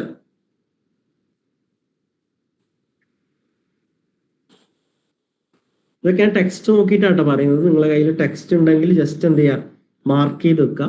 നിങ്ങളിനി എക്സാമിന് പോകുന്നതിന് തൊട്ടും എന്ത് ചെയ്യാൽ മതി, ജസ്റ്റ് ഒന്ന് റെഫർ ചെയ്താൽ മതി. അല്ലെങ്കിൽ നിങ്ങൾ തന്നെ എന്ത് ചെയ്യുക, ഷോർട്ട് നോട്ട് പ്രിപ്പയർ ചെയ്യുക. പിന്നെ നമ്മൾ സൈക്കി സ്റ്റുഡൻസിന് ഷോർട്ട് നോട്ട് പ്രൊവൈഡ് ചെയ്തിട്ടുണ്ടെന്നാണ് വിശ്വസിക്കുന്നത്. ഓക്കെ, അപ്പോൾ എന്താണ് social cognition understanding social behaviour എന്ന് പറഞ്ഞ ചാപ്റ്റർ. അതിൽ ഒന്നാമത്തെ ചാപ്റ്ററിൽ ഡിസ്കസ് ചെയ്യുന്ന ഇമ്പോർട്ടൻ്റ് ആയിട്ടുള്ള കാര്യം എന്ന് പറയുന്നത് സ്കീം തന്നെയാണ്. അതായത് എന്താണ് സ്കീമ, എന്തൊക്കെ ടൈപ്സ് ഓഫ് സ്കീമ, പിന്നെ അതിൻ്റെ ഒരു എക്സാമ്പിൾസ് ഒക്കെ എഴുതിയാൽ എന്ത് ചെയ്യും, ആ ഒരു എന്താണ് ചോദ്യം കവർ ആവുന്നതാണ്. പിന്നെ അതിൽ ഇമ്പോർട്ടൻ്റ് ആയിട്ടുള്ള ചോദ്യങ്ങളൊന്നും കാണുന്നില്ല. പിന്നെ ഹ്യൂറിസ്റ്റിക്സിൻ്റെ ചോദിക്കാം. പിന്നെ source of errors in social cognition, അങ്ങനെ ഒരു ചോദ്യമുണ്ട്. Source of errors in social cognition എന്ന് പറഞ്ഞാൽ എന്തൊക്കെ സോഷ്യൽ കോഗ്നിറ്റീവ് എറേഴ്സ് സംഭവിക്കാൻ പറ്റും. അപ്പൊ ഒരുപാട് ടൈപ്പ് ഓഫ് എന്താണ് കോഗ്നിറ്റീവ് എറേഴ്സ് പറയുന്നത്, negativity bias, planning fallacy, counter factual thinking, magical thinking. അതൊക്കെ അതെന്താണ്, അതിന്റെ ഒരു എക്സാമ്പിളും കൂടി എക്സ്പ്ലെയിൻ ചെയ്ത് കൊടുത്താൽ എന്ത് ചെയ്യും, അത് ആ ഒരു ഉത്തരം കംപ്ലീറ്റ് ആവുന്നതായിരിക്കും. ഓക്കെ, പിന്നെ അതില് പിന്നെ സെക്കൻഡ് ചാപ്റ്ററിലാണ് ഇമ്പോർട്ടന്റ് കാര്യങ്ങൾ വരുന്നത്. സെക്കൻഡ് ചാപ്റ്ററിൽ വരുന്നത് എന്താണ്, ആട്രിബ്യൂഷൻ. ഒരുപാട് ടൈപ്സ് ഓഫ് എന്താണ് ബയാസസ് ഇൻ ആട്രിബ്യൂഷൻ. ആട്രിബ്യൂഷൻ എന്ന് പറഞ്ഞാൽ എന്താണ് ആട്രിബ്യൂഷൻ? എനിബഡി എൽസ്, എന്താണ് ആട്രിബ്യൂഷൻ? പറയൂ, അറിയില്ലായിരിക്കും. ആട്രിബ്യൂഷൻ എന്ന് പറഞ്ഞാൽ ഒരാൾ ഒരു ബിഹേവിയർ കാണിച്ചു കഴിഞ്ഞാൽ what is the cause behind certain behaviour. ഒരാൾ ചെയ്തൊരു പ്രവൃത്തി എന്തുകൊണ്ടാണ് സംഭവിച്ചത്, അത് അയാളുടെ സിറ്റുവേഷൻ ഫാക്ടർ ആണോ അല്ലെങ്കിൽ അയാളുടെ പേഴ്സണാലിറ്റി ഫാക്ടർ ആണോ എന്നൊക്കെ ഡിസ്കസ് ചെയ്യുന്ന വിഷയമാണ് ആട്രിബ്യൂഷൻ എന്ന് പറയുന്നത്. നമ്മൾ ഒരാളുടെ ബിഹേവിയറിനെ ജഡ്ജ് ചെയ്യുക അല്ലെങ്കിൽ അതിൻ്റെ ഒരു കോസൽ ഫാക്ടർ കണ്ടെത്തുക, അതിനാണ് ആട്രിബ്യൂഷൻ എന്ന് പറയുന്നത്. അപ്പൊ നമ്മൾ ഒരാളുടെ ബിഹേവിയറിന്റെ ഒരു കോസ് കണ്ടെത്തുന്ന സമയത്ത് എന്ത് ചെയ്യാം, ചില മിസ്റ്റേക്കുകൾ സംഭവിക്കാം. അതിനാണ് എന്ത് പറയുന്നത്, ബയാസസ് എന്ന് പറയുന്നത്. Errors and biases in attribution. അതിൽ പ്രധാനമായിട്ട് 3 എന്താണ് ഇതാണ് പഠിക്കേണ്ടത്. ഒന്ന് എന്താണ് ഫണ്ടമെന്റൽ ആട്രിബ്യൂഷൻ എറർ, ഏറ്റവും ബേസിക് ആയിട്ടുള്ള ആട്രിബ്യൂഷൻ എറർ. ഒരാൾ എന്ത് ചെയ്യുക, നമ്മൾ ഒരാളെ പേഴ്സണാലിറ്റിനെ എന്ത് ചെയ്യുക, ജഡ്ജ് ചെയ്യുക എന്ന് പറഞ്ഞാൽ സിറ്റുവേഷൻ ഫാക്ടർ ഒഴിവാക്കിയിട്ട് അത് അയാളെ പേഴ്സണാലിറ്റി കാരണം അയാൾ മടി കൊണ്ടാണ് എന്ത് ചെയ്തത്, ഉറങ്ങുന്നത് എന്നൊക്കെ പറഞ്ഞുള്ള നമ്മൾ എന്ത് ചെയ്യുക, ഒരു പേഴ്സണാലിറ്റി ഫാക്ടർ എന്ത് ചെയ്യുക, ആട്രിബ്യൂട്ട് ചെയ്യുക എന്നുള്ളതാണ്. പിന്നെന്താണ് ആക്ടർ ഒബ്സർവർ ബയാസ്. ഈ ആക്ടർ ഒബ്സർവർ നമ്മൾക്ക് എന്തെങ്കിലും നല്ലതുണ്ടായാൽ അത് എൻ്റെ ഒരു മെച്ചാണ്, അല്ലെങ്കിൽ എൻ്റെ ഒരു എന്താണ് ഒരു കഴിവ് കൊണ്ടാണ്, എൻ്റെ സ്കില്ലാണ് എന്നൊക്കെ പറയാം. പിന്നെ അതേപോലെ തന്നെ എനിക്ക് എന്തെങ്കിലും ഒരു നെഗറ്റീവ് ഇമ്പാക്റ്റ് ഉണ്ടായതെങ്കിൽ അത് സിറ്റുവേഷണൽ ഫാക്ടർ ആയിട്ട് എന്ത് ചെയ്യാം, നമ്മൾ പറയുന്നതിനാണ് ആക്ടർ ഒബ്സർവർ ബയാസ് എന്ന് പറയുന്നത്. ഓക്കെ, അപ്പോൾ എന്ത് ചെയ്യുക, ബയാസ്, ഇമ്പോർട്ടൻ്റ് ഓഫ് ബയാസുകൾ നോക്കാം. ഈ ബയാസിനെ കുറിച്ച് നമ്മൾ എന്ത് ചെയ്യുന്നുണ്ട്, അപ്ലൈഡ് സോഷ്യൽ സൈക്കോളജിയിൽ ചറ പറഞ്ഞിട്ട് പറഞ്ഞിട്ടുണ്ട്. ഓക്കെ, പിന്നെന്താണ് അത് ഒരു ഇമ്പോർട്ടൻറ്റ് ചോദ്യമാണ്. എല്ലാ വർഷവും എന്ത് ചെയ്തിട്ടുണ്ട്, ചോദിച്ചിട്ടുണ്ട്. 22, 23, 24 ഏകദേശം എല്ലാ വർഷവും എന്ത് ചെയ്തിട്ടുണ്ട്, ആ ഒരു ക്വസ്റ്റ്യൻസ് ചോദിച്ചിട്ടുണ്ട്. അങ്ങനെ ഒരു ക്വസ്റ്റ്യൻസ് എന്ത് ചെയ്യാം, ഇനിയും വരാം. ഇനിയിപ്പോൾ ചോദിച്ചിട്ടില്ല എന്ന് വെച്ചിട്ട് എന്ത് ചെയ്യരുത്, അങ്ങനെ ഒരു ചോദ്യം വന്നിട്ടില്ലല്ലോ എന്ന് പറയരുത്, വരാം. നിങ്ങൾ എന്ത് ചെയ്യണം, അത് നോക്കി വെക്കണം. ഓക്കെ, പിന്നെ എന്താണ് write short note on covariation models of attribution. അല്ലെ, കുറച്ച് എന്താണ് തിയറീസ് ഓഫ് ആട്രിബ്യൂഷൻസ് പറഞ്ഞിട്ടുണ്ട്. തിയറീസ് ഓഫ് ആട്രിബ്യൂഷനിൽ പറയുന്നത് എന്ത്, ഒന്ന് ഹൈദേഴ്സ് നൈവ് സൈക്കോളജി. എന്താണ് നൈവ് സൈക്കോളജി എന്ന് പറഞ്ഞാൽ നമ്മൾ ആട്രിബ്യൂട്ട് ചെയ്യുന്നത് 2 റീസൺ കൊണ്ടാണ്. ഒന്ന് സിറ്റുവേഷണൽ ഫാക്ടർ ആണ്, ഒന്ന് പേഴ്സണാലിറ്റി ഫാക്ടർ കൊണ്ടാണ് എന്നുള്ളതാണ് എന്ത് ചെയ്യുന്നത് നൈവ് സൈക്കോളജി പറയുന്നത്. പിന്നെ അതുപോലെ തന്നെ കറസ്പോണ്ടൻസ് ഇൻഫറൻസ് തിയറി എന്ന് പറഞ്ഞാൽ നമ്മളൊരു ബിഹേവിയർ കാണിക്കുന്നുണ്ടെങ്കിൽ അത് നമ്മളെ ഒരു ഫ്രീ ചോയ്സ് ആണ്, അല്ലെങ്കിൽ സിറ്റുവേഷൻ കാരണമല്ല, നമ്മളൊരു പേഴ്സണാലിറ്റി ഫാക്ടറിലേക്ക് മാത്രം ഫോക്കസ് ചെയ്തുകൊണ്ട് പറയുന്നതിനാണ് എന്താ പറയാ കറസ്പോണ്ടന്റ് ഇൻഫറൻസ് തിയറി എന്ന് പറയുന്നത്. പിന്നെ ഉള്ളൊരു തിയറിയാണ് എന്ത് കൊവാരിയേഷൻ മോഡൽ ഓഫ് ആട്രിബ്യൂഷൻ. ഈ കൊവാരിയേഷൻ എന്ന് പറഞ്ഞാൽ 3 കാര്യങ്ങൾ നോക്കിയിട്ടാണ് എന്ത് ചെയ്യുക നമ്മളൊരു ബിഹേവിയറിന്റെ ഇന്റൻസിറ്റി തീരുമാനിക്കുക. ഇപ്പൊ ഒരു എക്സാമ്പിൾ പറയുകയാണെങ്കിൽ, അതായത് ഇപ്പൊ ഒരു കുട്ടി എന്ത് ചെയ്തു, ഒരു എക്സാമിന് തോറ്റു. ഇപ്പൊ നമ്മളൊരു കാര്യം ആദ്യം നോക്കും, എന്ത് യൂഷ്വലി ആ ഒരു എക്സാമിന് എല്ലാ ആൾക്കാരും തോക്കാറുണ്ടോ? ഓക്കെ, ആ ഒരു എക്സാം ടഫാണ്, കൂടുതൽ ആൾക്കാർ എന്ത് ചെയ്തില്ല, ജയിച്ചിട്ടില്ല, തോക്കലാണ് പതിവെങ്കിൽ ഓക്കെ, അതൊരു പ്രോബ്ലം അല്ല. അല്ലെങ്കിൽ എന്താണ് ഇത് കൂടുതൽ ആൾക്കാർ എന്താണ് ജയിക്കലാണ് പതിവ്, ഇയാൾ പഠിക്കാത്തതുകൊണ്ട് തോറ്റതാണ് എന്ന് പറയുമ്പോൾ അതിന്റെ ഒരു ഇന്റൻസിറ്റി അളക്കലാണ് ഒന്നാമത്തത്, കോൺസെൻസസ് എന്ന് പറയും. പിന്നെന്താണ് കൺസിസ്റ്റൻസി എന്ന് പറയും. അതായത് ഒരാൾ ഒരു എക്സാമിന് തോറ്റ, എപ്പോഴും ഇങ്ങനെ എക്സാമിന് തോക്കലുണ്ടോ, അല്ലെങ്കിൽ ഇന്ന് മാത്രം സംഭവിച്ചതാണോ എന്ന് നമ്മൾ എന്ത് ചെക്ക് ചെയ്യാം. പിന്നെന്താ distinctiveness, the extent to which the actor reacts in the same manner to other different or events. ഇതേപോലത്തെ ഒരു എക്സാമുകളിൽ അവന്റെ റിസൾട്ട് എങ്ങനെയാണ്? എല്ലാ എക്സാമിനും മാർക്ക് കുറവാണെങ്കിൽ അത് എന്താണ്, അവനൊരു കോഗ്നിറ്റീവ് എബിലിറ്റിന്റെ പ്രശ്നമാണ്. അല്ലെങ്കിൽ എന്താണ് ഈ ഒരു എക്സാമിന് മാത്രമുള്ള പ്രശ്നമാണ്, അല്ലെങ്കിൽ ഇങ്ങനെ റിപ്പീറ്റഡ് ആയിട്ട് ഈ ബിഹേവിയർ ഉണ്ടാകലുണ്ടോ എന്നൊക്കെ എന്ത് ചെയ്യുക, ചെക്ക് ചെയ്യുക. അപ്പോൾ ഈ ഒരു 3 സ്റ്റെപ്പ്, ഇതിന്റെ ഇന്റൻസിറ്റിയാണ് എന്ത് ചെയ്യുക ഒരാളെ ബിഹേവിയർ തീരുമാനിക്കുക. ഓക്കെ, അപ്പൊ അതാണ് കോവാരിയേഷൻ മോഡൽ ഓഫ് ആട്രിബ്യൂഷൻ എന്ന് പറയുന്നത്. തിയറീസ് ഓഫ് ആട്രിബ്യൂഷനിൽ പ്രധാനപ്പെട്ട ഒരു തിയറിയാണ്. ഓക്കെ, പിന്നെ നമ്മൾ ഡിഫൈൻ സ്കീമ ഡിസ്കസ് ചെയ്തു, പിന്നെ sources of errors in cognition. Okay, അപ്പോൾ ആ ഒരു അണ്ടർസ്റ്റാൻഡിങ് സോഷ്യൽ ബിഹേവിയർ ആ 2 ചാപ്റ്ററിലും ഇമ്പോർട്ടൻ്റ് ആയിട്ടുള്ള ഇത്രയും കാര്യങ്ങളാണ്. നിങ്ങൾ നിർബന്ധമായിട്ട് പഠിച്ചിരിക്കേണ്ട 2 കാര്യങ്ങൾ എന്ന് പറയുന്നത്, ഒന്ന് എറേഴ്സ് ഇൻ സോഷ്യൽ കോഗ്നിഷൻ, നമ്മൾ നേരത്തെ പറഞ്ഞ, അതായത് counter factual thinking, magical thinking, അങ്ങനെ പ്ലാനിങ്, ഫാനസി, അങ്ങനത്തെ കുറെ കാര്യങ്ങളുണ്ടല്ലോ, ആ കാര്യങ്ങൾ ഇമ്പോർട്ടൻ്റ് ആയിട്ട് പഠിക്കുക. പിന്നെ അതേപോലെ തന്നെ നമ്മൾ കുറച്ച് മുമ്പ് പറഞ്ഞ errors and biases in attribution, fundamental attribution error, പിന്നെ self serving bias, actor observer error, അങ്ങനെ ഒരുപാട് എന്തുണ്ട് ബയാസുകളുണ്ട്. ഈ ഒരു എന്താണ് 2 ടോപ്പിക്സ് എന്ത് ചെയ്യുക ഇമ്പോർട്ടൻ്റ് ആയിട്ട് പഠിക്കാം. ഓക്കെ, ഇനി അടുത്തൊരു ചാപ്റ്റർ ആണ് എന്ത് ആറ്റിറ്റ്യൂഡ് ആൻഡ് ആറ്റിറ്റ്യൂഡ് ചേഞ്ച്. ഞാൻ ഇങ്ങനെ പറഞ്ഞു പോകുന്നതായിട്ട് നിങ്ങൾക്ക് ബോറടിക്കുന്നുണ്ടോ? നോ. ഓക്കെ, നിങ്ങൾ ഇപ്പൊ ബോറടിച്ചു കഴിഞ്ഞാൽ എക്സാമിന് ബോറടിച്ചിരിക്കേണ്ടി വരും. ഓക്കെ, നിങ്ങൾ എന്ത് ചെയ്യുക, ഒന്ന് സഹിച്ചു പിടിച്ചിരിക്കുക, നിങ്ങൾ നോട്ട്സ് ഒക്കെ എഴുതുക, പിന്നെ ഇടയ്ക്കൊന്ന് കുത്തിയവരൊക്കെ ചെയ്യുക. പിന്നെ ആർക്കെങ്കിലും എന്തെങ്കിലും തമാശയൊക്കെ പറയണമെങ്കിൽ എന്ത് ചെയ്യുക, ജസ്റ്റ് ഒന്ന് ഒരു തമാശയൊക്കെ അടിച്ചിട്ട് വരിക. ഓക്കെ, ഇനി അടുത്തൊരു important chapter attitude and attitude change, unit 7. അപ്പൊ ഇതിൽ ഒന്നാമത്തെ കാര്യം എന്ന് പറഞ്ഞാൽ ആറ്റിറ്റ്യൂഡിനെ കുറിച്ച് പഠിക്കുക, എന്തൊക്കെ ടൈപ്സ് ഓഫ് ആറ്റിറ്റ്യൂഡ് ഉള്ളത്, ആറ്റിറ്റ്യൂഡ് എന്തൊക്കെ കോമ്പണൻസ് ഉള്ളത്. ഒരു ബേസിക് ക്വസ്റ്റ്യൻ ആണ്. ആറ്റിറ്റ്യൂഡിന്റെ കോമ്പണൻസും ടൈപ്സും എന്താണ് ആറ്റിറ്റ്യൂഡ്സ് എന്നൊക്കെ പറഞ്ഞാൽ എന്ത് ചെയ്യാം, നമുക്ക് മൊത്തത്തിൽ ആറ്റിറ്റ്യൂഡ് അറിയുന്ന എല്ലാ കാര്യങ്ങളും എന്ത് ചെയ്യാൻ പറ്റും, എഴുതാൻ പറ്റും. ഓക്കെ, ആറ്റിറ്റ്യൂഡ് എന്ന് പറഞ്ഞാൽ എന്താണ്,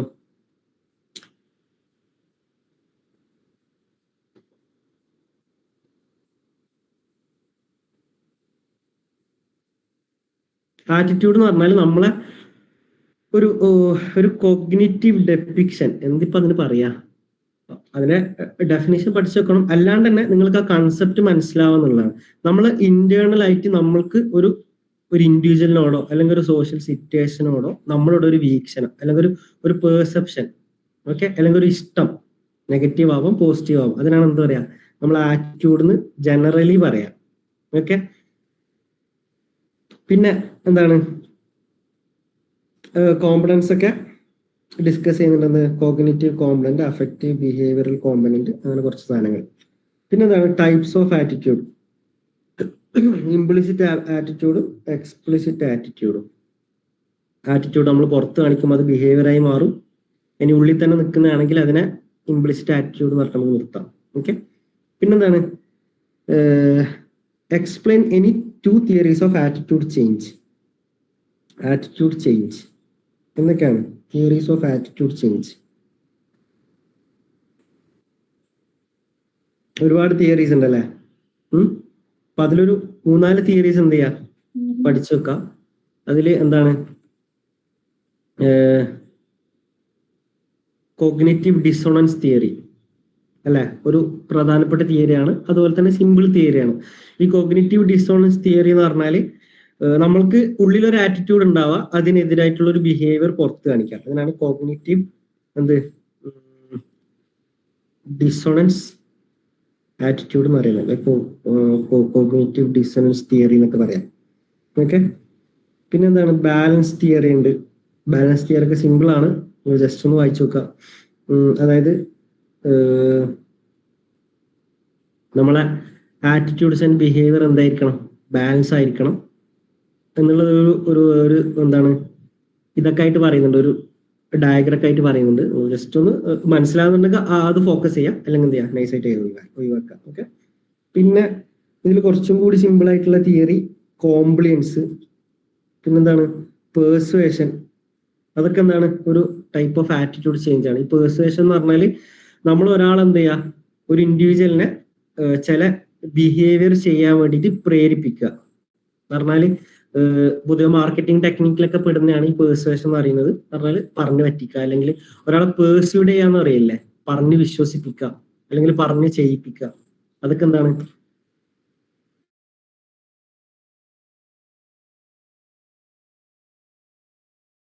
കോംപ്ലിയൻസ്. നമ്മളൊരു ഫ്രണ്ടിനോ അല്ലെങ്കിൽ നമ്മളെ സെയിം റേഞ്ചിലുള്ള ഒരാളോട് അയാളുടെ ആക്ഷൻസ് അല്ലെങ്കിൽ അയാളുടെ ഓർഡേഴ്സ് ഒക്കെ സ്വീകരിക്കുന്നതിനാണ് എന്താ പറയുക, കോംപ്ലിയൻസ് എന്ന് പറയാം. അതൊരു ടൈപ്പ് ഓഫ് ആറ്റിറ്റ്യൂഡ് ചേഞ്ചിൽ എന്താ ആറ്റിറ്റ്യൂഡ് തിയറീസിൽ ഉൾപ്പെടുത്താൻ പറ്റും.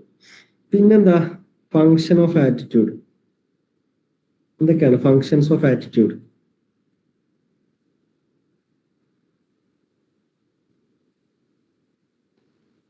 നമുക്ക് ഈ ആറ്റിറ്റ്യൂഡ് ചേഞ്ച് എന്നുള്ള ചാപ്റ്ററിൽ ഒരുപാട് കാര്യങ്ങൾ ഡിസ്കസ് ചെയ്യുന്നുണ്ട്.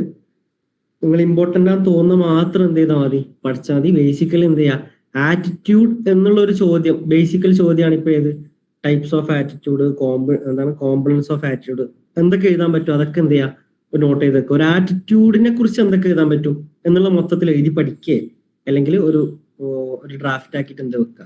ആറ്റിറ്റ്യൂഡ് എന്നുള്ള ചോദ്യം ചോദിച്ചാൽ അതിന് അണ്ടറിൽ എഴുതാൻ പറ്റുന്ന എന്തൊക്കെ കാര്യങ്ങളുണ്ട്, അതായത് എന്തൊക്കെ ടൈപ്സ് ഓഫ് ആറ്റിറ്റ്യൂഡ് ഉണ്ടെന്ന് എഴുതാം. പിന്നെ അതുപോലെ തന്നെ നിങ്ങൾക്ക് ഒന്നും അറിയില്ലെങ്കിൽ തിയറീസ് ഓഫ് ആറ്റിറ്റ്യൂഡ് എഴുതിയെത്താം. എന്നാലും എന്ത് ചെയ്യും, ആ ഒരു ചോദ്യത്തിന് ഉത്തരമായിട്ടൊക്കെ പരിഗണിക്കും. ഓക്കെ, ഇനി അടുത്തൊരു ചോദ്യം എന്താണ്, അടുത്ത ചാപ്റ്ററാണ് unit 8 social influence. December 2023, December 2024 ചോദിച്ചിട്ടുണ്ട്. അപ്പോൾ കോംപ്ലിയൻസ് എന്താണ്, സോഷ്യൽ ഇൻഫ്ലുവൻസ്. അതിൽ എനിക്ക് തോന്നുന്നു 3 കാര്യങ്ങളാണ് വരുന്നത്. ഒന്ന് കോംപ്ലിയൻസ് ആണ്, ഒബീഡിയൻസ് ആണ്, പിന്നെന്താണ് കൺഫേമിറ്റി ആണ് അല്ലെ. ഓക്കെ, അപ്പോൾ നിങ്ങൾ ഈ 3 തിയറീസും കൃത്യമായി മനസ്സിലാക്കുക. എന്താണ് കോംപ്ലിയൻസ്, എന്താണ് ഒബീഡിയൻസ്, ഒബീഡിയൻസിന്റെ എന്താണ് എക്സ്പെരിമെന്റ്, അതായത് എന്താണ് അയാളുടെ പേരെന്തായിരുന്നു, ആരായിരുന്നു, ഒബീഡിയൻസ് മിൽഗ്രം, സ്റ്റാൻലി മിൽഗ്രമിന്റെ ടീച്ചർ ലേണർ എക്സ്പെരിമെന്റ് ഉണ്ട്. അതൊരു ബെസ്റ്റ് എക്സാമ്പിൾ ആണ്. നിങ്ങൾക്ക് അത് പഠിച്ചു വെക്കുക, എന്നിട്ട് എന്ത് ചെയ്യുക, അത് ഉൾപ്പെടുത്താം. പിന്നെ അതുപോലെ തന്നെ എന്താണ് കൺഫർമിറ്റി, സോളമൻ ആഷിന്റെ കൺഫർമിറ്റി. അറ്റ്ലീസ്റ്റ് ആ ഒരു എക്സ്പെരിമെന്റ് ഒക്കെ പഠിച്ചു വെച്ചാൽ നിങ്ങൾക്ക് എന്ത് ചെയ്യാം, നിങ്ങൾ പേജ് തുറക്കാനുള്ള കണ്ടന്റ് എന്ത് ചെയ്യും, ആ ഒരു എക്സ്പെരിമെന്റ് തരും. പിന്നെ എന്താണ് ഇതിൽ ചോദിച്ച ചോദ്യം, compliance and the strategies used in compliance. കോംപ്ലിയൻസിന്റെ ഒരുപാട് ടെക്നിക്ക് നമ്മൾ എന്ത് ചെയ്തിട്ടുണ്ട്, മുമ്പ് അപ്ലൈഡ് സോഷ്യൽ സൈക്കോളജിയിൽ ഡിസ്കസ് ചെയ്തിട്ടുണ്ട്. ഓക്കെ, ബാങ്ക് കൊടുക്കുന്നുണ്ട്, ഞാൻ ജസ്റ്റ് ഒരു ചെറിയ ബ്രേക്ക് എടുക്കുകയാണ്. ഓക്കെ ഓക്കെ അതിന് അടുത്ത എന്താണ് നമ്മൾ ഡിസ്കസ് ചെയ്യില്ല, കോംപ്ലിയൻസ്. സോഷ്യൽ ഇൻഫ്ലുവൻസിൽ 3 ടോപ്പിക്കാണ് ഉള്ളത്, ഒബീഡിയൻസ്, കൺഫർമിറ്റി, കോംപ്ലിയൻസ്. ഇതിൽ ചോദിച്ച ചോദ്യം ഡിസ്ക്രൈബ് കോംപ്ലിയൻസ്. കോംപ്ലിയൻസ് എന്താണെന്ന് അറിയാം. പിന്നെ സ്ട്രാറ്റജീസ് യൂസ്ഡ് ഇൻ കോംപ്ലിയൻസ്. ഒരുപാട് എന്താണ് കോംപ്ലിയൻസ് ടെക്നിക്സ് നമ്മൾ എല്ലാത്തിലും പഠിച്ചിട്ടുണ്ട്. അതായത് എന്താണ് ഡോർ ഇൻ ദ ഫേസ്, എന്താണ് foot in the door technique, low ball technique, അങ്ങനത്തെ ഒരുപാട് ടെക്നിക്സ് ഒക്കെ പഠിച്ചില്ലേ. അതായത് നമ്മൾ ആദ്യം ഒരു ചെറിയ കാര്യം പറയും, അപ്പൊ എന്താണ് ആദ്യം ഒരു വലിയ കാര്യം പറയും, പിന്നെന്ത് ചെയ്യും, അത് റിജക്ട് ചെയ്താൽ കുറച്ചും കൂടി ചെറിയ കാര്യം പറയും, അപ്പൊ എന്ത് ചെയ്യും, പൊതുവെ ആക്സെപ്റ്റ് ചെയ്യുന്നുള്ള ഒരു ഇതാണ്.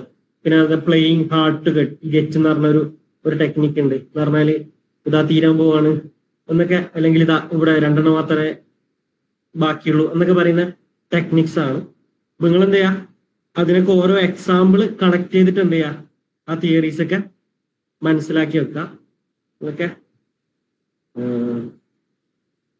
ഇനി അടുത്ത ചാപ്റ്റർ 1 സെക്കൻഡ്.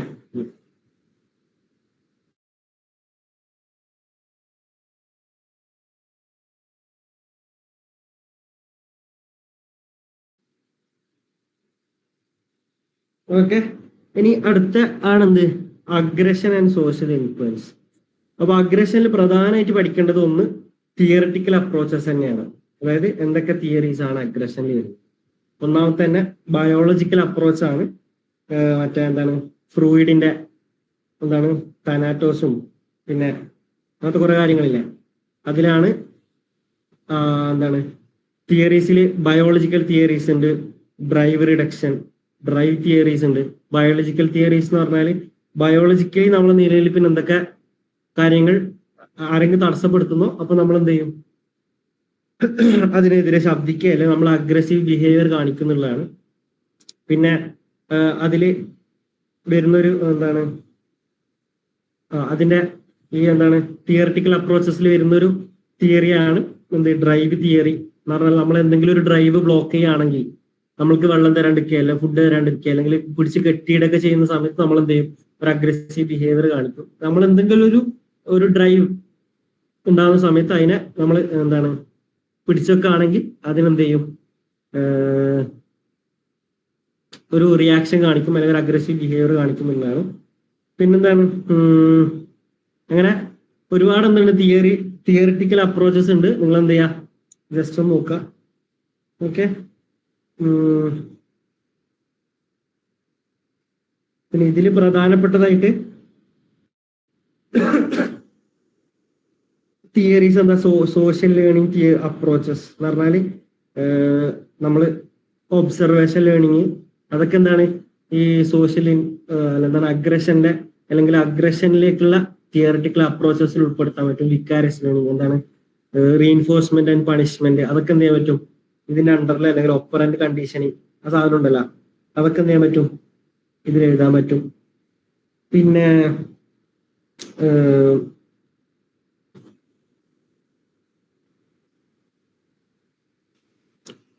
അടുത്ത ചോദ്യം, right short note on general aggression model. അതായത് തിയറിറ്റിക്കൽ അപ്രോച്ചസിലുള്ള ഒരു ചോദ്യമാണ് general aggression model.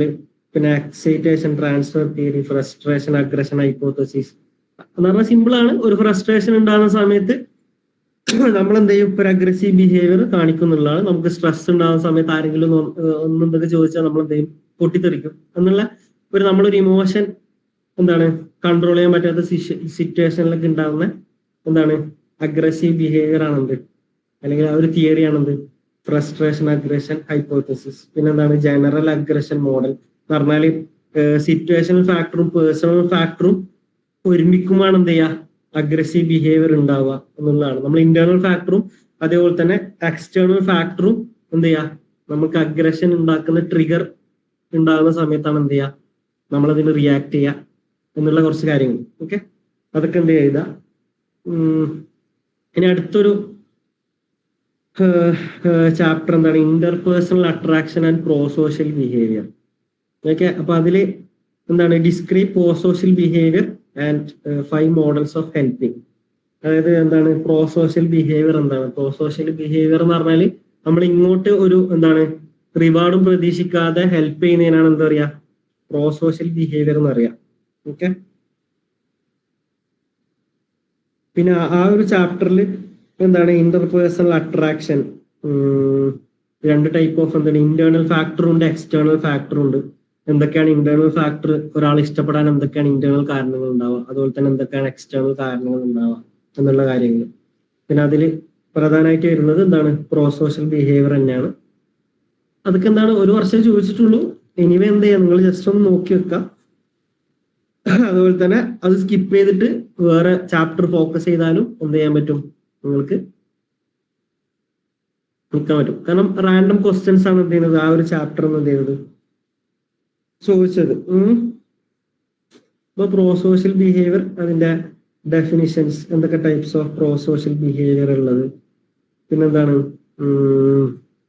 5 stages of helping എന്ന് പറഞ്ഞാൽ ബൈസ്റ്റാൻഡർ എഫക്ട് റിലേറ്റ് ചെയ്തിട്ടുള്ള ഒരു ക്വസ്റ്റ്യൻ ആണ് 5 സ്റ്റേജ് മോഡൽ ഓഫ് ഹെൽപ്പിംഗ്. അതായത് നമ്മൾ ഒരാളെ ഹെൽപ്പ് ചെയ്യണോ ഹെൽപ്പ് ചെയ്യേണ്ടതെന്ന് തീരുമാനിക്കാൻ 5 സ്റ്റേജ് ഉണ്ട്. നമ്മൾ എന്ത് ചെയ്യണം, അതായത് ഒരാളെ എന്തെങ്കിലും ഒരു ആക്സിഡന്റ് സിറ്റുവേഷൻ ഉണ്ടാകുന്ന സമയത്ത് നമ്മൾ ആ ഒരു സിറ്റുവേഷൻ അനലൈസ് ചെയ്യും. നമ്മൾ ഹെൽപ്പ് ചെയ്യേണ്ട ആവശ്യമുണ്ടോ, അങ്ങനെ എങ്ങനെയാണ് ഹെൽപ്പ് ചെയ്യേണ്ടത്, എന്നിട്ട് ഹെൽപ്പ് നമ്മൾ ഇംപ്ലിമെന്റ് ചെയ്യും എന്നുള്ള കുറച്ച് എന്താണ് സ്റ്റേജസ് ആണ് എന്ത് ചെയ്യുന്നത് ആ ഒരു 5 സ്റ്റേജ് മോഡലിൽ ഡിസ്കസ് ചെയ്യുന്നത്. ഓക്കെ, പിന്നെന്താ എക്സ്പ്ലെയിൻ. പിന്നെ ബൈസ്റ്റാൻഡർ എഫക്ട്. ഇതിനായിട്ട് ബൈസ്റ്റാൻഡർ എഫക്ട് എന്ന് പറയാം, അതായത് ഡിഫ്യൂഷൻ ഓഫ് റെസ്പോൺസിബിലിറ്റി എന്നൊക്കെ പറയാൻ പറ്റും ബൈസ്റ്റാൻഡർ എഫക്റ്റിന്. അതായത് ഒരു സിറ്റുവേഷന് അല്ലെങ്കിൽ ഒരു സോഷ്യൽ സിറ്റുവേഷന് അല്ലെങ്കിൽ ഒരു ആക്സിഡന്റിന് എന്താണ് ഒരുപാട് ആൾക്കാർ ആ ഒരു സിറ്റുവേഷന് റെസ്പോൺസിബിൾ ആയതുകൊണ്ട് നമ്മൾ എന്ത് ചെയ്യുക, അത് വേറൊരാൾ ചെയ്യും എന്ന് പറഞ്ഞിട്ട് നമ്മൾ ഒഴിവാകുന്നതിനാണ് ബൈസ്റ്റാൻഡർ എഫക്റ്റ് എന്ന് പറയാം. ഓക്കെ, ഇനി അടുത്തൊരു ഇമ്പോർട്ടൻറ്റ് അല്ലെങ്കിൽ ഒരുപാട് ചോദ്യങ്ങൾ ചോദിച്ച 2 ചാപ്റ്റർ ആണ്. എന്താണ് ഗ്രൂപ്പ് പ്രോസസ്സും എന്താണ് ലീഡർ ആൻഡ് ലീഡർഷിപ്പ് എന്നുള്ള ചാപ്റ്റർ. സംഭവം സിമ്പിൾ ചാപ്റ്റർ ആണ്. ഓക്കെ, ഇപ്പൊ ഗ്രൂപ്പ് പ്രോസസ്സിൽ കാര്യമായിട്ട് ഡിസ്കസ് ചെയ്തെന്ന് പറഞ്ഞാൽ എന്താണ് ഗ്രൂപ്പ്, ടൈപ്സ് ഓഫ് ഗ്രൂപ്പ് എന്താണ്, കോമ്പണൻസ് ഓഫ് ഗ്രൂപ്പ് എന്താണ്. അതായത് ഒരു ഗ്രൂപ്പ് എന്ന് പറയുന്നത് ഒരു സിമിലർ അല്ലെങ്കിൽ ഒരു ഒരേപോലത്തെ ഒരു എയിമുള്ള ആൾക്കാർക്ക് എന്ത് ചെയ്യുക ഉണ്ടാവുക. അവർക്ക് പ്രത്യേക ഗോൾ ഉണ്ടാവും, പ്രത്യേക നോംസ് ഉണ്ടാവും. ഒരു ഗ്രൂപ്പിന് ഗോൾ ഓറിയന്റഡ് ആയിരിക്കും. അങ്ങനെ കുറച്ച് കാര്യങ്ങളൊക്കെ എന്ത് ചെയ്യുന്നുണ്ട് ഗ്രൂപ്പിനെ കുറിച്ച് പറയുന്നുണ്ട്. ഓക്കെ, സിമ്പിൾ ആണ് കാര്യങ്ങളൊക്കെ. അതിൽ പ്രത്യേകിച്ചിട്ട് എന്തില്ല, നിങ്ങൾക്ക് തിരിയാത്ത കാര്യങ്ങളൊന്നും ഇല്ലല്ലോ അല്ലേ. കോമ്പണൻസ് ഓഫ് ഗ്രൂപ്പ്, അതായത് ആ ഗ്രൂപ്പിന്റെ സ്റ്റാറ്റസ് എന്താണ്, ഗ്രൂപ്പിൽ ഉണ്ടാകുന്ന റോൾസ്, ഓരോരുത്തർക്ക് കൊടുക്കുന്ന റോൾസ് എന്താണ്. പിന്നെ കൊഹസീവ്നെസ് എന്ന് പറഞ്ഞാൽ എല്ലാവരും ഒരുപോലെ പ്രവർത്തിക്കുക അല്ലെങ്കിൽ എന്ത് ചെയ്യുക പരസ്പരം കോർഡിനേറ്റ് ചെയ്തുകൊണ്ട് പ്രവർത്തിക്കുക എന്നുള്ള കുറച്ച് കാര്യങ്ങളാണ്. ഓക്കെ, പിന്നെന്താണ് സ്റ്റേജസ് ഓഫ് ഗ്രൂപ്പ് ഫോർമേഷൻ. ഒരു 4-5 സ്റ്റേജസ് പറയുന്നുണ്ട്. അതായത് ആദ്യം ഒരു ഗ്രൂപ്പ് ഫോം ചെയ്യും, പിന്നെ ആ ഗ്രൂപ്പ് എന്താണ് ആക്ടിവിറ്റി ചെയ്യാൻ പോകുന്നതെന്ന് ഡിസ്കസ് ചെയ്യും, പിന്നെ കുറച്ച് എന്ത് ചെയ്യും ആ ഗ്രൂപ്പിനുള്ളിൽ കുറച്ച് റൂൾസ് ആൻഡ് റെഗുലേഷൻസ് വെക്കും. പിന്നെന്താണ് ഓരോരുത്തർക്ക് റെസ്പോൺസിബിലിറ്റി കൊടുക്കും. ആ റെസ്പോൺസിബിലിറ്റിയിൽ എന്ത് ചെയ്യും കാര്യങ്ങൾ ചെയ്യും, അതിന്റെ റിസൾട്ട് ഉണ്ടാവും. പരിപാടി കഴിഞ്ഞാൽ എന്ത് ചെയ്യും ആ ഗ്രൂപ്പ് പിരിച്ചുവിടും. ഇതൊക്കെയാണ് എന്ത് ചെയ്യുക ഒരു ഗ്രൂപ്പ് ഫോർമേഷനിൽ നടക്കുക. ഓക്കെ, ക്ലിയർ അല്ലേ. ഇനി അടുത്തൊരു ചാപ്റ്റർ ആണത് leader and leadership. 2022 December, 23 December, 24 December. അതുകൊണ്ട് 2025 ജൂണിൽ ചോദിക്കാൻ സാധ്യതയില്ല എന്നുമാണ് നമുക്ക് എന്ത് ചെയ്യാം ഒറ്റയടിക്ക് പറയാം. എനിവേ നിങ്ങൾ എന്ത് ചെയ്യുക നോക്കി വെക്കുക. ഡിസംബറിൽ മാത്രം എന്ത് ചെയ്തിട്ടുള്ളൂ ഇത്രയും ക്വസ്റ്റ്യൻസ് അല്ലെങ്കിൽ ഈ ഒരു ലീഡർഷിപ്പ് എന്നുള്ള ക്വസ്റ്റ്യൻസ് ചോദിച്ചിട്ടുള്ളൂ. അവർക്ക് ചിലപ്പോൾ ഈ ഡിസംബറും ജൂണൊക്കെ കണക്കായിരിക്കും, അവർ ചോദ്യം ഉണ്ടാക്കും പറഞ്ഞേക്കും. ഓക്കെ, നമ്മൾ ഓരോ ക്വസ്റ്റ്യൻ പേപ്പറും അനലൈസ് ചെയ്ത് അതിന് ഏതൊക്കെ യൂണിറ്റിന്റെ അണ്ടറിൽ സോർട്ട് ചെയ്തിട്ട് ഉണ്ടാക്കുന്നതാണ്. ഓക്കെ, അപ്പോൾ ഡിസംബറിൽ മാത്രം എന്ത് ചെയ്തുള്ളൂ ഈ ഒരു ചോദ്യം ചോദിച്ചിട്ട് കാണുന്നുള്ളൂ. അതായത് എന്തൊക്കെയാണ് ക്യാരക്ടറിസ്റ്റിക്സ് ഓഫ് എ ലീഡർ, എന്തൊക്കെ types of styles of leadership. ഒരുപാട് എന്തുണ്ട് ലീഡർഷിപ്പ് സ്റ്റൈൽസ് ഉണ്ട്. അതിൽ നിങ്ങൾ എന്ത് ചെയ്യുക ഒരു കുറച്ച് സ്റ്റൈൽസ് എന്ത് ചെയ്യുക പഠിച്ചു വെക്കുക. പിന്നെന്താണ് ലീഡർ എന്ന് പറഞ്ഞാല് ഒരു ഗ്രൂപ്പിന്റെ ഒരു ആക്ഷൻ ഏറ്റവും കൂടുതൽ ഇമ്പാക്ട് ഉണ്ടാക്കുന്ന അല്ലെങ്കിൽ ഒരു ഗ്രൂപ്പിന്റെ ഗതി നിർണ്ണയിക്കുന്ന, നാവിഗേറ്റ് ചെയ്യുന്ന, അല്ലെങ്കിൽ ഒരു ഗ്രൂപ്പിന് ഇൻസ്ട്രക്ഷൻസ് ഒക്കെ കൊടുക്കുന്ന ഒരാളാണ് ഒരു ലീഡർ എന്നൊക്കെ പറഞ്ഞിട്ട് എന്ത് ചെയ്യാം കുറച്ച് കത്തിയടിക്കാം. ഓക്കെ, പിന്നെന്താണ് ഒരു ലീഡറിന്റെ ക്യാരക്ടറിസ്റ്റിക്സ് ഓണസ്റ്റി ആയിരിക്കണം, നല്ല കമ്മ്യൂണിക്കേഷൻ സ്കില്ല് ഉണ്ടായിരിക്കണം.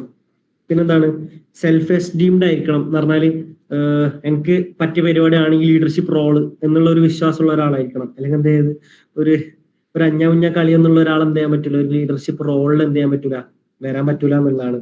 പിന്നെ നല്ല ഇന്റലിജന്റ് ആയ ആളായിരിക്കണം, പുതിയ കാര്യങ്ങൾ നല്ല വിഷനും ഉള്ള നല്ല ഐഡിയാസ് ഒക്കെ ഉള്ള ആളായിരിക്കണം. അങ്ങനെ ഒരുപാട് ലീഡേഴ്സിന്റെ ക്യാരക്ടറിസ്റ്റിക്സ് പറയുന്നുണ്ട്.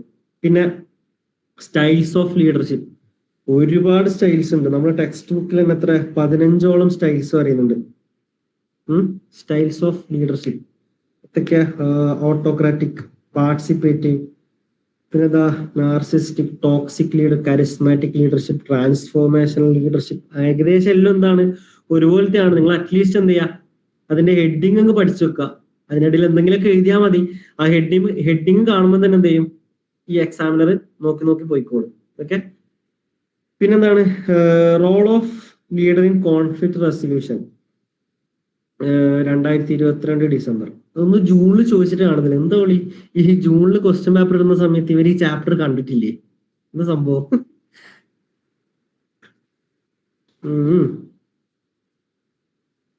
2022 ജൂൺ, 2022 ജൂണിലെ ക്വസ്റ്റ്യൻസ്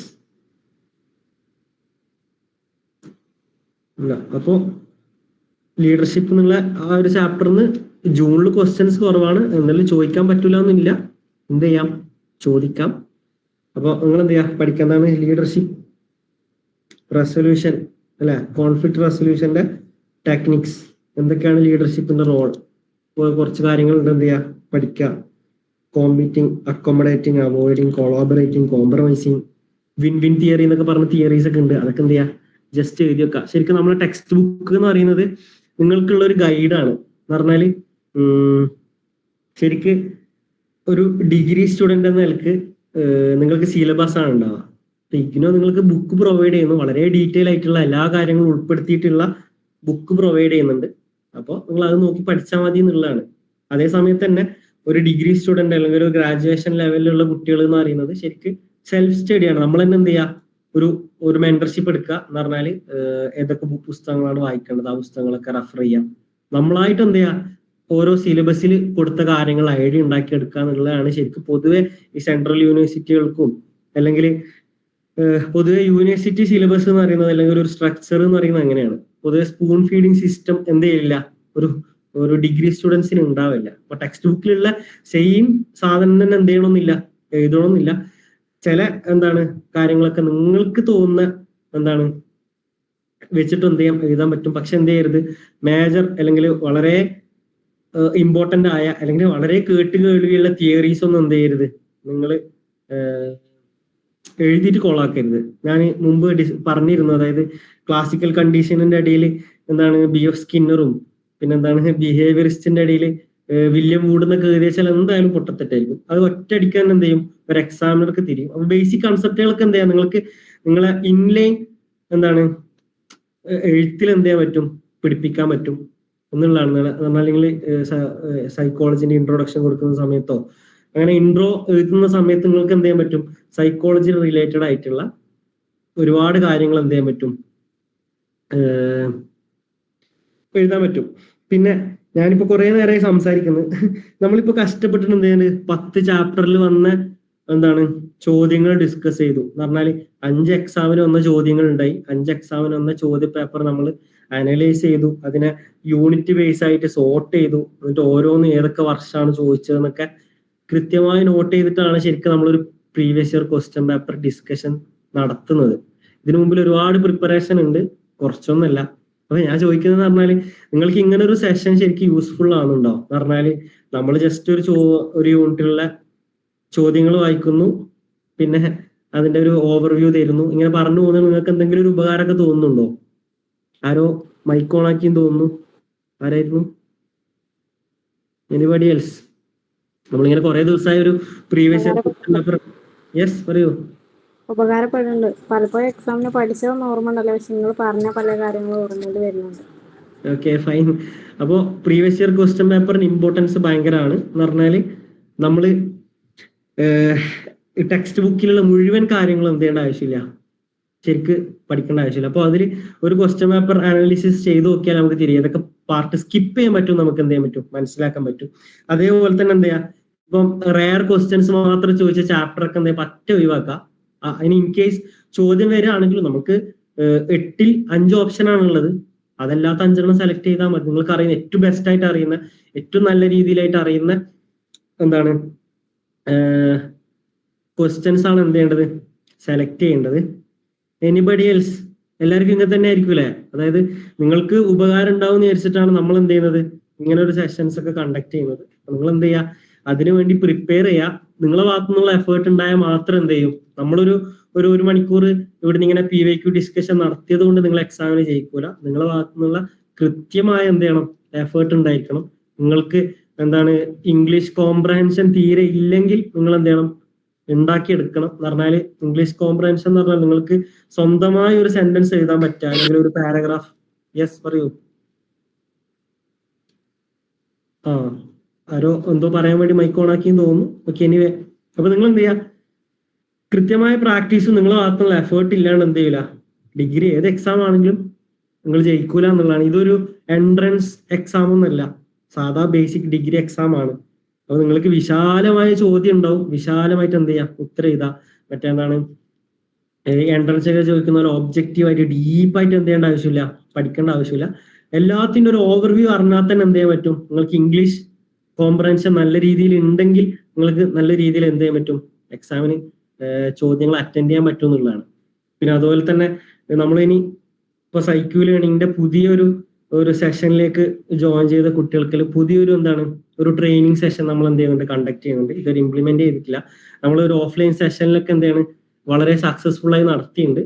ഓൺലൈൻ നമ്മൾ ഇതുവരെ ചെയ്തു നോക്കിയില്ല. എന്ന് പറഞ്ഞാൽ ഒരു type of English comprehension training എന്നൊക്കെ വേണമെങ്കിൽ പറയാം. എന്ന് പറഞ്ഞാൽ നിങ്ങൾക്ക് ചോദ്യങ്ങൾ തന്നിട്ട് നിങ്ങളോട് പാരഗ്രാഫോ അല്ലെങ്കിൽ അതിന്റെ ഉത്തരം സ്വന്തമായി എഴുതാൻ പറഞ്ഞിട്ട് നിങ്ങളുടെ അടുത്ത് ഉണ്ടാകുന്ന മിസ്റ്റേക്കുകൾ, അല്ലെങ്കിൽ ഒരു ചോദ്യം എങ്ങനെയാണ് ഉത്തരം എഴുതേണ്ടത് നിങ്ങൾക്ക് പേഴ്സണലായിട്ട് എന്ത് ചെയ്യാം, ശരിക്കും ഒരു ട്രെയിനിങ് കിട്ടിയാൽ തീരാവുന്ന പ്രശ്നമുള്ളൂ. അപ്പൊ ഇംഗ്ലീഷ് കോംപ്രഹെൻഷൻ ഭയങ്കര ഇമ്പോർട്ടന്റ് ആണ്.